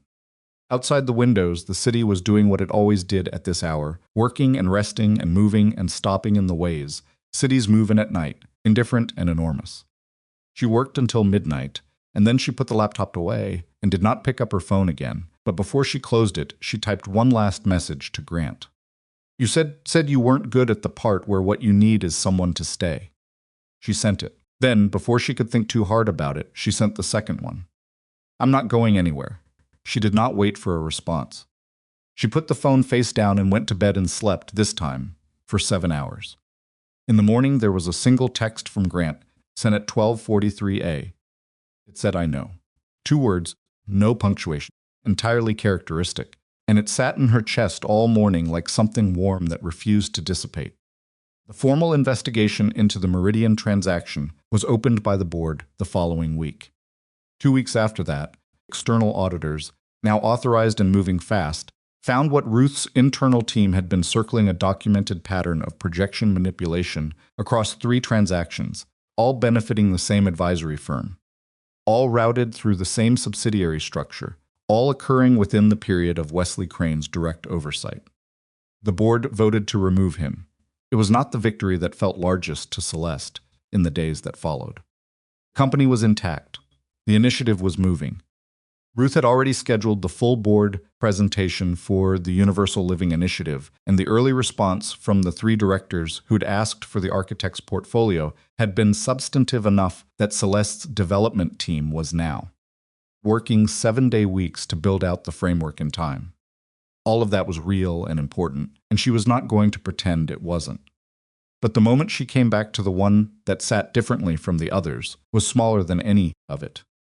The Saturday of Toby's structural concept session. The 4 of them in Grant's apartment, which was modest and worn, and had the specific quality of a space that was organized by a man who thought carefully about where things went, and a child who had strong feelings about cardboard. And those two organizational philosophies had reached something like an ongoing negotiation. Toby's structural concept turned out to involve a marble run, 2 skateboard ramps he'd made from plywood and duct tape, and a counterweight system using water bottles and a rope over a curtain rod that Celeste was fairly sure Grant had agreed to without fully understanding the scope of. Ivy had arrived, surveyed the situation, and immediately signed 3 rapid corrections to the design. Toby had argued back in the particular energetic ASL of a 7-year-old who has had this language since he was 4 and uses it the way he uses everything else: fast, confident, occasionally grammatically creative. Ivy had signed back with the patience of someone who has been proven right before and is willing to wait. Celeste had sat on the floor because the floor was where this kind of thing happened, and watched the two of them work, and across the room Grant was making lunch in the kitchen, which was open to the main space. And he looked up at her at one point, and she looked at him, and neither of them said anything. There wasn't anything to say. The marble run was structurally unsound in the way Ivy had predicted, and had to be revised 3 times, and eventually worked imperfectly and joyfully, and sent a marble across the apartment floor into the baseboard, which Toby celebrated with a volume that suggested the structural imperfection was a design feature he was claiming credit for. Ivy signed something at Celeste. Celeste caught it. She caught most of it now. Not all of it, but most. This is better than a program, Ivy had signed. The specific combination of signs she used was something she had apparently developed herself because it was not technically standard, but the meaning was clear. Yes, Celeste signed back. It is. She looked at Grant in the kitchen, who had seen the exchange and was looking back at her with the expression that was not a smile but that she had learned, in the past 4 months, was what he used instead.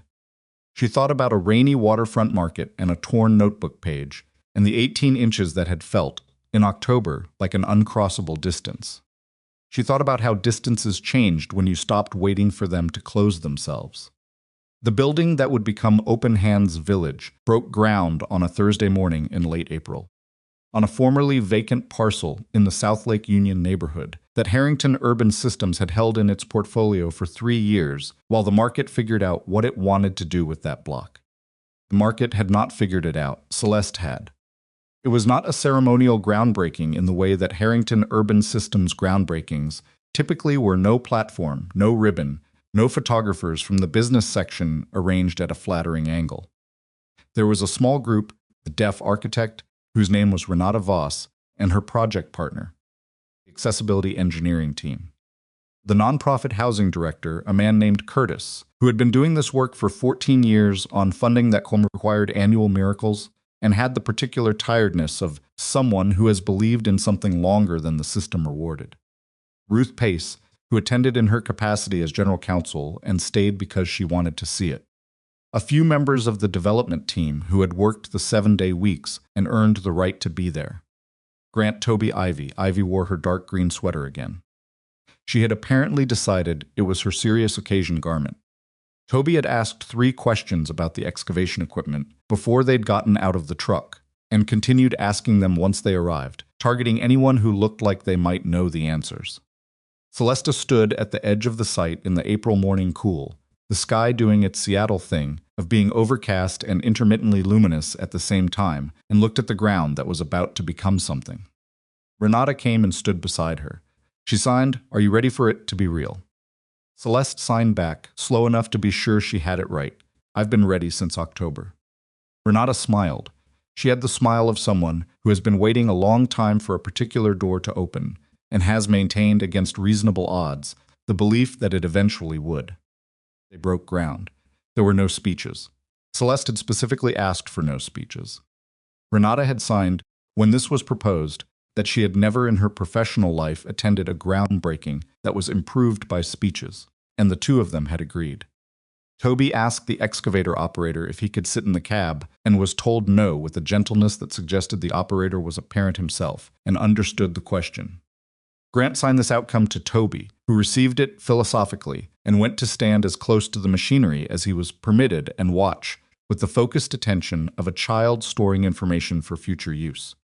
Ivy stood beside Celeste and watched the sight with the expression she brought to things she was taking seriously. Then she signed something not at Celeste, just into the air, the way she sometimes signed when she was processing rather than communicating, and Celeste caught the shape of it. Something about the ground. Something about what went underneath before anything could go above. Celeste didn't ask her to explain. She understood the general direction. The thing about building something correctly from the start, not retrofitting, not accommodating after the fact, not adding the accessibility ramp as an afterthought, once the building was already designed around a different human being, was that it required deciding at the very beginning who you were building for, who the default person was, whether there was a default person at all, or whether you were going to accept, from the first drawing, that the people who would move through this space were going to be various and different, and equally entitled to move through it without being reminded that they were the exception. Harrington Urban Systems had built beautiful buildings. Celeste did not doubt that.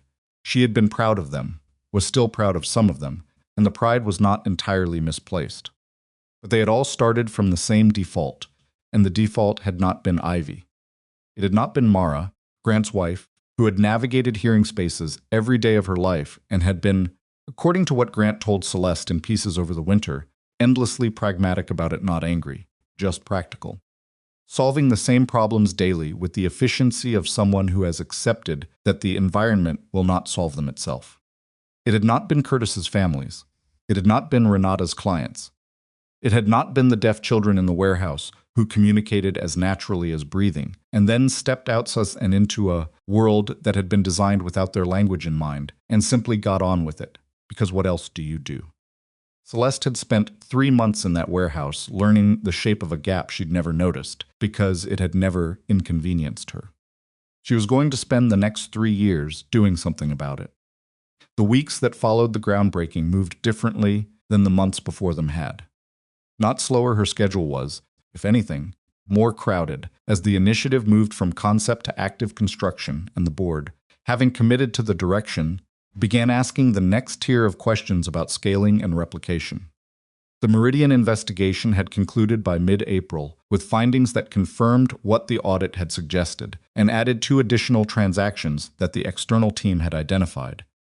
And Wesley Crane had quietly negotiated his exit from the company, and any affiliated entities in a process so legally thorough that Ruth had described it, with grim satisfaction, as watertight. Celeste did not celebrate Wesley's removal. She thought about it, about whether she should feel something more satisfying than she did, and concluded that what she actually felt was tired. The specific tiredness of having spent months with a threat at her peripheral vision, and then having the threat resolved and realizing how much energy she had been spending simply tracking it. She redirected the energy. The initiative absorbed it. Renata's team absorbed it. The conversations with Curtis's organization about which families would be prioritized for the first phase of Open Hands Village absorbed it. The board presentations, which were now genuinely collaborative rather than defensive, absorbed it. She was working as hard as she had ever worked and experiencing it, for the first time in years, as something that was connected to something else she cared about, rather than being the entire architecture of her existence. Grant noticed.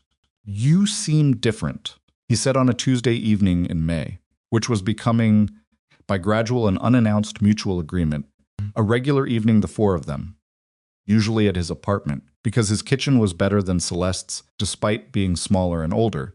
Toby and Ivy in the main room, constructing something or arguing about something or both, Grant cooking, Celeste at the kitchen counter with whatever she was working on, the radio on low in the background. It was domestic in the specific way that domesticity happens by accumulation rather than decision. She had not agreed to a regular Tuesday evening. It had simply become one, and neither of them had found occasion to object. "Different how?" she said. "Less like you're driving with one eye on the rearview mirror," he said. She thought about this. It was accurate. "Wesley's gone," she said. The investigation closed. The initiative is real now, not a pitch. "It's not that," he said. He was doing something with onions that required attention, and he gave the onions the attention without looking at her. Started before any of that. Around February. What happened in February? He glanced over. You stopped offering to pay people for things they were doing because they chose to. She opened her mouth, closed it, thought about whether he was right. He was right. She had been doing that she could trace it now that he'd named it, the reflex to convert generosity into transaction, to make the relationship legible in the language of exchange, because exchange had rules and rules had edges, and edges were something she knew how to find in the dark. The therapy literature probably had a name for it. She didn't need the name. She needed to know she'd been doing it and that she'd stopped. My mother used to say that, she said, which surprised her because she did not usually talk about her mother. That the way you know you trust something is when you stop trying to secure it. Grant set down the pan, looked at her properly. You don't talk about her, he said. No. She's in Portland. We talk sometimes. Celeste paused. Complicated in the way that things are complicated when someone loves you very much and has no idea who you actually are. Quiet. He had a talent for receiving difficult information without immediately trying to fix its shape. She knows Ivy, Celeste said. She comes up twice a year. Ivy likes her. My mother signs badly and with tremendous enthusiasm, and Ivy finds this very funny. She looked at her hands. It's probably the most uncomplicated part of my family.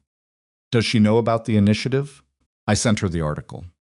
Called and cried and then asked if I was eating enough. Celeste looked up. Classic. Grant almost smiled. He went back to the onions. Mine's the same, he said. My mother. She calls every Sunday and asks about Toby for 45 minutes and then asks me, as an afterthought, if I'm doing okay, and I say yes. And she says good, and we both know I'm not going to elaborate on that, regardless of what the actual answer is. Is the actual answer okay? Celeste said. He paused. Yeah, he said, increasingly. She looked at the back of his head. He was stirring something now, and his shoulders had the particular quality of someone who has said a true thing and is letting it stand without decoration. Increasingly. She went back to her laptop and did not examine the feeling too directly, because some things were better approached sideways, and she had learned this from him. From the main room, Toby said something in ASL that was clearly directed at Ivy, and was clearly a complaint about her engineering input. Ivy signed back at length and with authority. There was a brief silence, and then the sound of something being reorganized, which suggested Ivy had won. Toby called toward the kitchen. Dad, Ivy says the base needs to be wider, or the whole thing will tip. Is she right? Grant called back. A pause. Probably. Then make it wider. The sounds of reorganization continued. Celeste looked toward the main room, where two children were collaborating on a structure that was going to fall down at least once before it worked, and then back at the kitchen, where a man was making dinner on a Tuesday evening in May with the ease of someone who had accepted, somewhere along the way, that this was where he was. She thought about the woman who had stood at the edge of a waterfront market 7 months ago, watching 18 inches like a distance she did not know how to cross. She was still the same person. That was the thing that surprised her. Still, when she thought about it, that change at the scale she had experienced it did not make you into someone different. It made you more specifically yourself, as if the process had been one of clarification rather than transformation. She was still the woman who checked her phone too often and solved problems at the expense of sitting with them, and had built a company with the particular focused intensity of someone who discovered early that she was very good at one kind of intelligence and had spent 15 years using it as a substitute for several others. She was still that woman. She was also the woman who had sat on a concrete floor in a converted warehouse for 3 months and learned to close a gap one Tuesday at a time. Who had walked into a boardroom with a photograph and an incomplete set of numbers and bet that the direction was enough. Who had stood at a groundbreaking in April and watched a deaf architect put a shovel into the ground and felt something that was not triumph and not relief, but something more durable than either. Both of those women. The work was holding them together.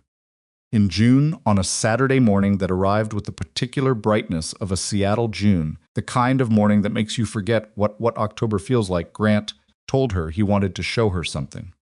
He drove. She sat in the passenger seat of the old pickup, which she had been in enough times now that its particular smell and the way the window on her side required a specific angle to seal properly were things she had simply accommodated without thinking about it. Ivy and Toby were in the back seat arguing about something at the borderless volume of children who have been signed to since infancy and for whom volume regulation has always been a separate question from communication.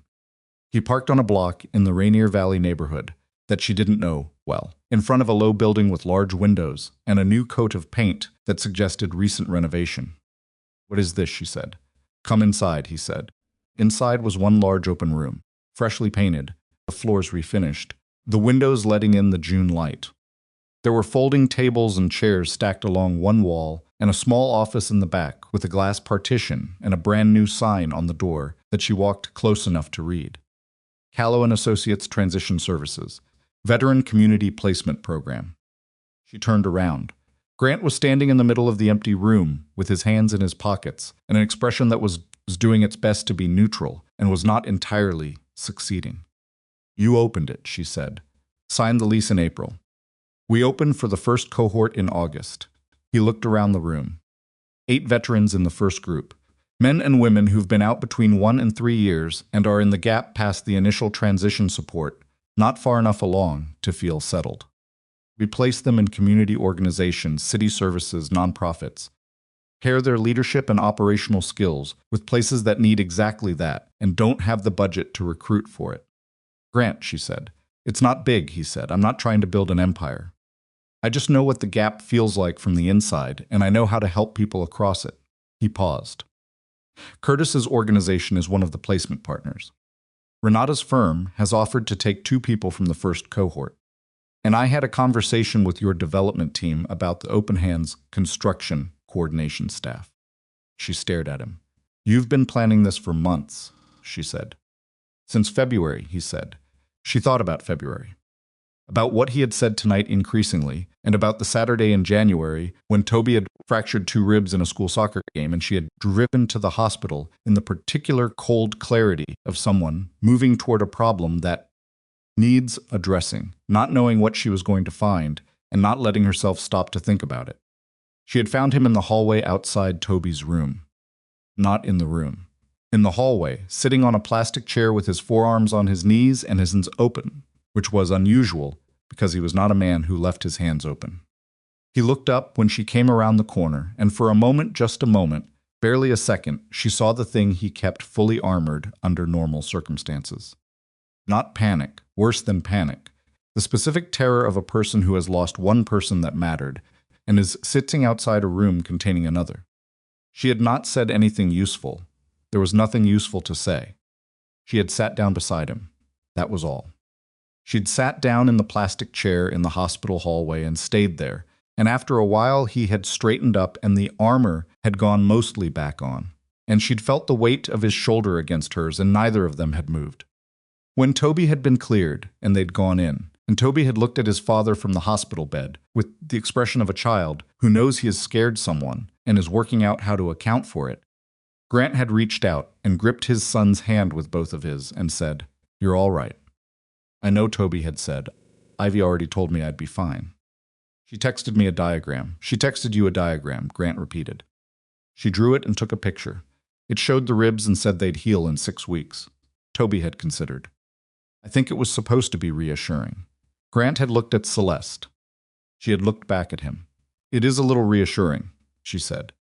"Extremely reassuring," Grant said. His voice had not been entirely steady, but that was all right. That had been January, and in February he had signed a lease. She looked at him now across the empty room of the thing he had built, and thought about all the ways a person can be brave, that have nothing to do with the things people usually call courage. She thought about the way he had stood outside Toby's hospital room and come back from it, about the faded green jacket at the waterfront market in October, and the notebook page, and the hands that had moved and made her daughter laugh. She thought about 18 inches. "This is good," she said. Came out quieter than she intended. "It's a start," he said. Crossed the room. She did not make a speech about it. She did not frame it in the language of what it meant or what it represented. She walked across the empty, light-filled room and stood in front of him and said, "I need to ask you something." He looked at her, steady, present, not rushing it. "The night of the board vote," she said, in the lobby. "You said you'd been treating loving someone like a threat." She held his gaze. "Are you still doing that?" The silence lasted long enough that she felt it in her chest. Less, he said. I'm working on it, that's honest. I try to be. She looked at him. I'm not asking for a guarantee, she said. I know you don't come with one. I don't come with one either. I have a company and a daughter, and I work too many hours, and I'm still learning how to sit with things instead of managing them. She paused. But I'm not interested in the arrangement anymore either. Practical one with the defined boundaries. I know, he said. I know you know. I'm saying it out loud anyway. He looked at her. Something in him, that quality of measured restraint held so long it had become structural, shifted. Not broke, shifted, the way load-bearing things shift when the weight redistributes. He reached out and took her hand. Not a dramatic gesture. Not careful or performative. Just his hand, the calloused palm and the capable fingers, taking hers in the middle of an empty room that smelled of new paint and staying there. Okay, he said. That was enough. She was finding generally enough with him.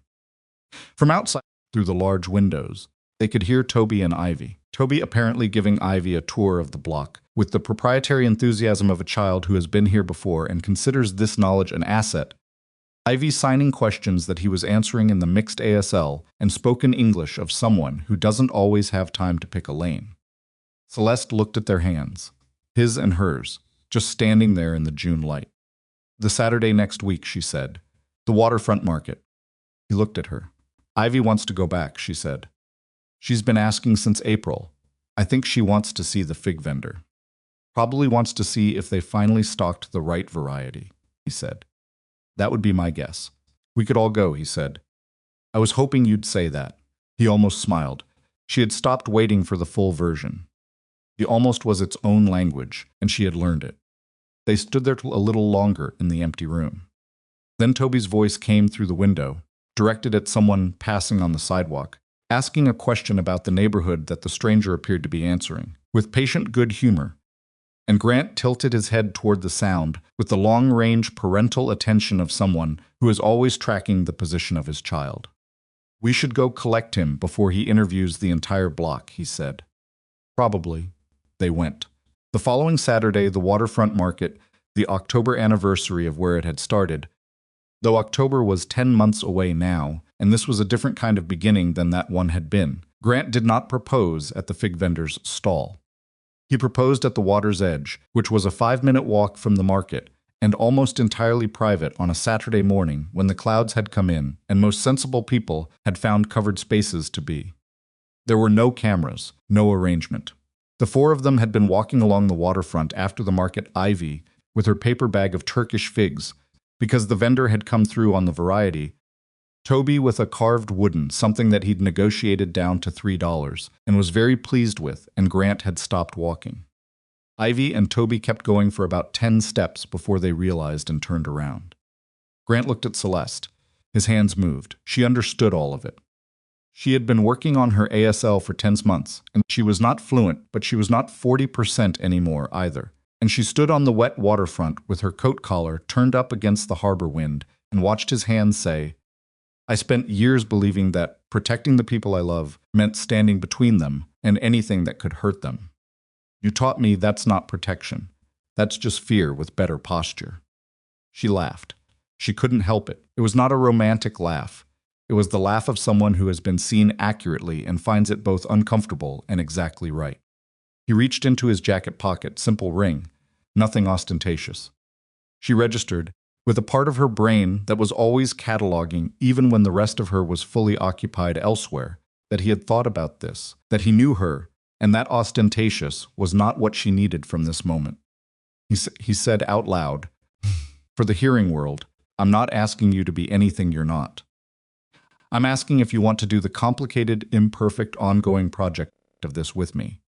Behind him, Ivy had already signed her verdict to Toby, who was grinning his gap-toothed grin. The gaps had started to fill in over the winter, but the grin remained fundamentally his own. Celeste looked at her daughter. Ivy signed with the blunt authority of someone who has been exercising patience for long enough. Say yes. I've been waiting since November. Celeste looked at Toby. Toby said, out loud, because this was the kind of moment where he chose sound. She really has. She told me in November. I had to keep the secret for 7 months. He looked mildly aggrieved about this. That's a long time. Celeste looked back at Grant, who was kneeling on the wet waterfront with the ring, and an expression of someone who is genuinely uncertain about the outcome, and has made peace with that uncertainty, and is simply waiting in it. She thought about a man who had learned to hold space without filling it, who had taught her that staying was its own form of courage, who had knelt beside a lonely little girl at a market and moved his hands and made her laugh, without any calculation about what it would cost him or what it would become. She thought about what it meant to be seen, not as the CEO and not as Ivy's mother, and not as the woman who built things, but as all of it, all the contradictory and unresolved and still in progress parts of it, and to be chosen for exactly that rather than despite it. Yes, she said. He put the ring on her finger. It was slightly crooked. He adjusted it. It was still slightly crooked. She decided this was fine. Behind them, Toby made a sound of personal triumph that suggested he had had money on this outcome, and was now collecting internally. Ivy signed something at him. He signed back. They had a brief signed argument about something that was probably not about the proposal at all, and had just been waiting for the emotional excitement to travel through. Grant stood. He looked at her, still slightly crooked, she said. I'll fix it. You won't, she said. It'll stay like that, and we'll forget it's crooked, and then remember it later, and it'll be a thing. Is that okay? Yes, she said, it's very okay. They got married in September, in the backyard of a house belonging to Curtis, the nonprofit director, with the 14 years of underfunded conviction because he had the largest yard in their collective social world and had offered it, with a completeness that made refusing feel wrong. The guest list was 43 people, children from the program, veterans from Grant's first cohort, Renata and her partner, Ruth Pace and her husband, the fig vendor from the market, who had been invited as a joke and arrived with 2 pounds of Turkish figs as a wedding gift, which was perfect. Celeste's mother, who signed badly and with tremendous enthusiasm throughout the ceremony, and cried without apparent embarrassment. Ivy was the one who had insisted on the ceremony being bilingual spoken English and ASL simultaneously, not sequentially, and had spent 3 weeks helping the efficient practice until she was satisfied with the quality. Toby served as the ring bearer and nearly lost the rings once and recovered them, and considered this a personal success. It was not a perfect wedding. The weather was overcast, which is to say normal. 2 of the chairs in the back row collapsed simultaneously at the beginning of the vows, which caused a brief commotion and some muffled laughter that neither Celeste nor Grant addressed because they were both privately also laughing. Fig vendor cried and had not brought tissues. It was exactly right. What came after was not the end of difficulty. This is the part of stories that tends to be simplified into resolution. But Celeste had learned enough by now to distrust resolutions that came without weight. Grant's first veteran cohort was 8 people, and 3 of them were harder cases than he'd anticipated, men who had waited too long and built walls too high. And the work of placing them was slow and required more patience than a program in its first year easily had. He learned from this. He hired a co-director by the spring. He kept going. The Universal Living Initiative produced its first completed residential project, Open Hands Village, Phase 1 14 months after the groundbreaking. It was not flawless. There was a ventilation issue in the east building that required a fix. The signage system in the parking structure needed adjustment after the first month of occupancy. Curtis's team flagged 2 accessibility features that worked on paper and didn't work for actual people moving through the actual space. And Renata's team went back and redesigned them without drama, because the whole point was that this was not a static achievement, but an ongoing conversation. The families who moved in were various and specific and real. A deaf mother with 2 hearing children. An elderly man in a wheelchair whose daughter lived in the adjacent unit and could visit without navigating a building that had been designed to make visiting difficult. A veteran from Grant's second cohort who had not previously been able to afford housing in the city where he'd been trying to rebuild his life. Celeste walked through the finished building 2 weeks after occupancy began. She walked through it alone, which she almost never did. She usually had people with her, because her presence somewhere was usually functional, attached to a purpose and a schedule. She walked through it with no agenda. She walked through the lobby, where the visual communication system worked the way Renata had designed it, to information accessible to someone who was deaf, to someone who didn't read English, to someone who was having the kind of day where visual was just easier than text. She walked through the common room, where two residents were sitting at opposite ends of a table communicating in ASL, and a third resident, who did not know ASL, was watching with the expression of someone who has just realized that something exists that they didn't know about and are deciding how to feel about this. She stood in one of the corridors and thought about a converted warehouse with string lights and bad coffee and a concrete floor, and thought about the distance between what a space tells you about who belongs in it and what it can become when you decide that question has a different answer. She thought about Ivy at age 8, calculating whether it was worth the effort to keep trying. Ivy at 9, teaching a frightened new child how to sign his name in a room full of noise. Ivy at 10, almost 11 now, in the way of children who age with disconcerting speed arguing with Toby about bridge construction, with the confident authority of someone who has been right before and expects to be again. She thought about the 18 inches, not as a distance she had crossed, as the thing that had taught her what crossing cost and what it was worth. She was still a woman who checked her phone too often. She had not become, in the year and some months since a rainy Saturday market, a different kind of person. She had become more honest about the kind of person she was. Difference, and it was not small. Grant had said something to her, on an unremarkable Tuesday evening in the converted Victorian apartment, that she had written down and looked at sometimes when she needed it. The most dangerous thing is deciding you've correctly assessed the threat when you haven't. Most of the time, the thing you're most afraid of isn't the thing that gets you.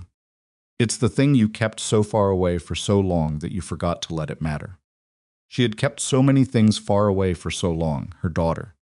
People who offered something she hadn't asked for and didn't know how to receive. Possibility that the empire she was building could serve something larger than itself if she was willing to look up from the architecture long enough to see who it was and wasn't built for. It was not a lesson she had learned cleanly in a single realization.